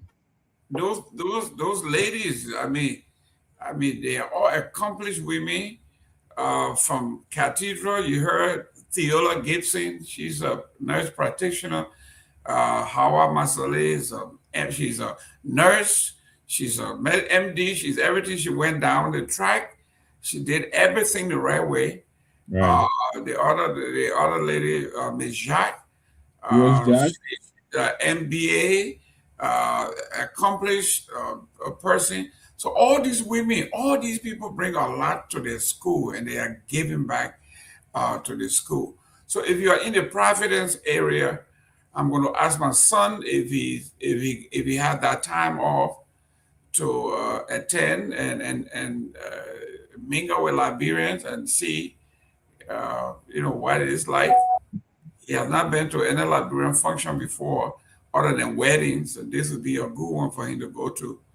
I will send him the information as well, so he can go and have fun. But yes, ladies and gentlemen, if you are looking for something to rally around, I think what Honorable Musa Ability is doing, especially expanding the electorate, the threshold, then to bring another 16 crooks in there again.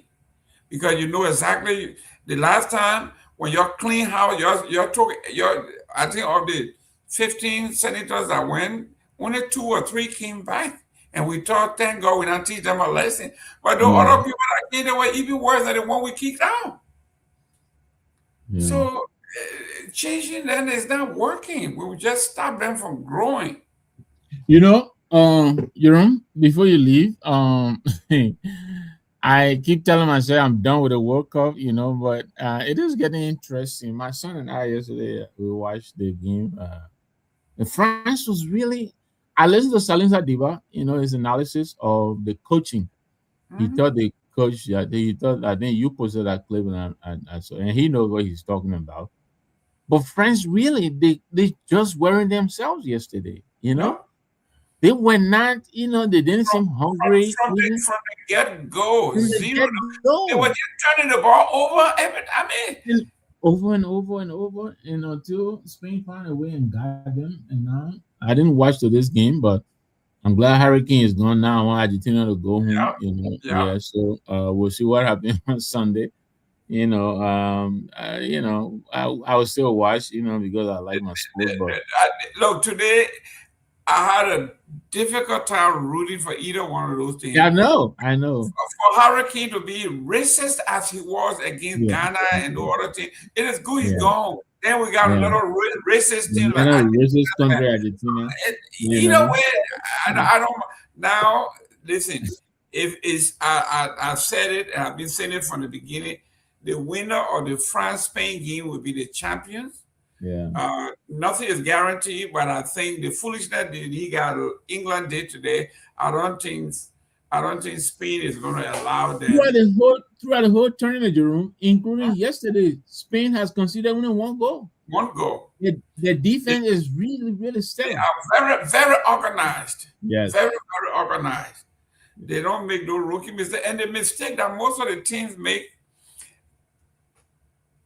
like the people say, like I was listening to the Spanish coach. He says they don't play 90 minutes. They don't look forward to playing 90-minute games. They look forward to playing an hour, 30 minutes. That's the 90 minutes plus the 30 minutes that will be added. Yeah. That's how they play.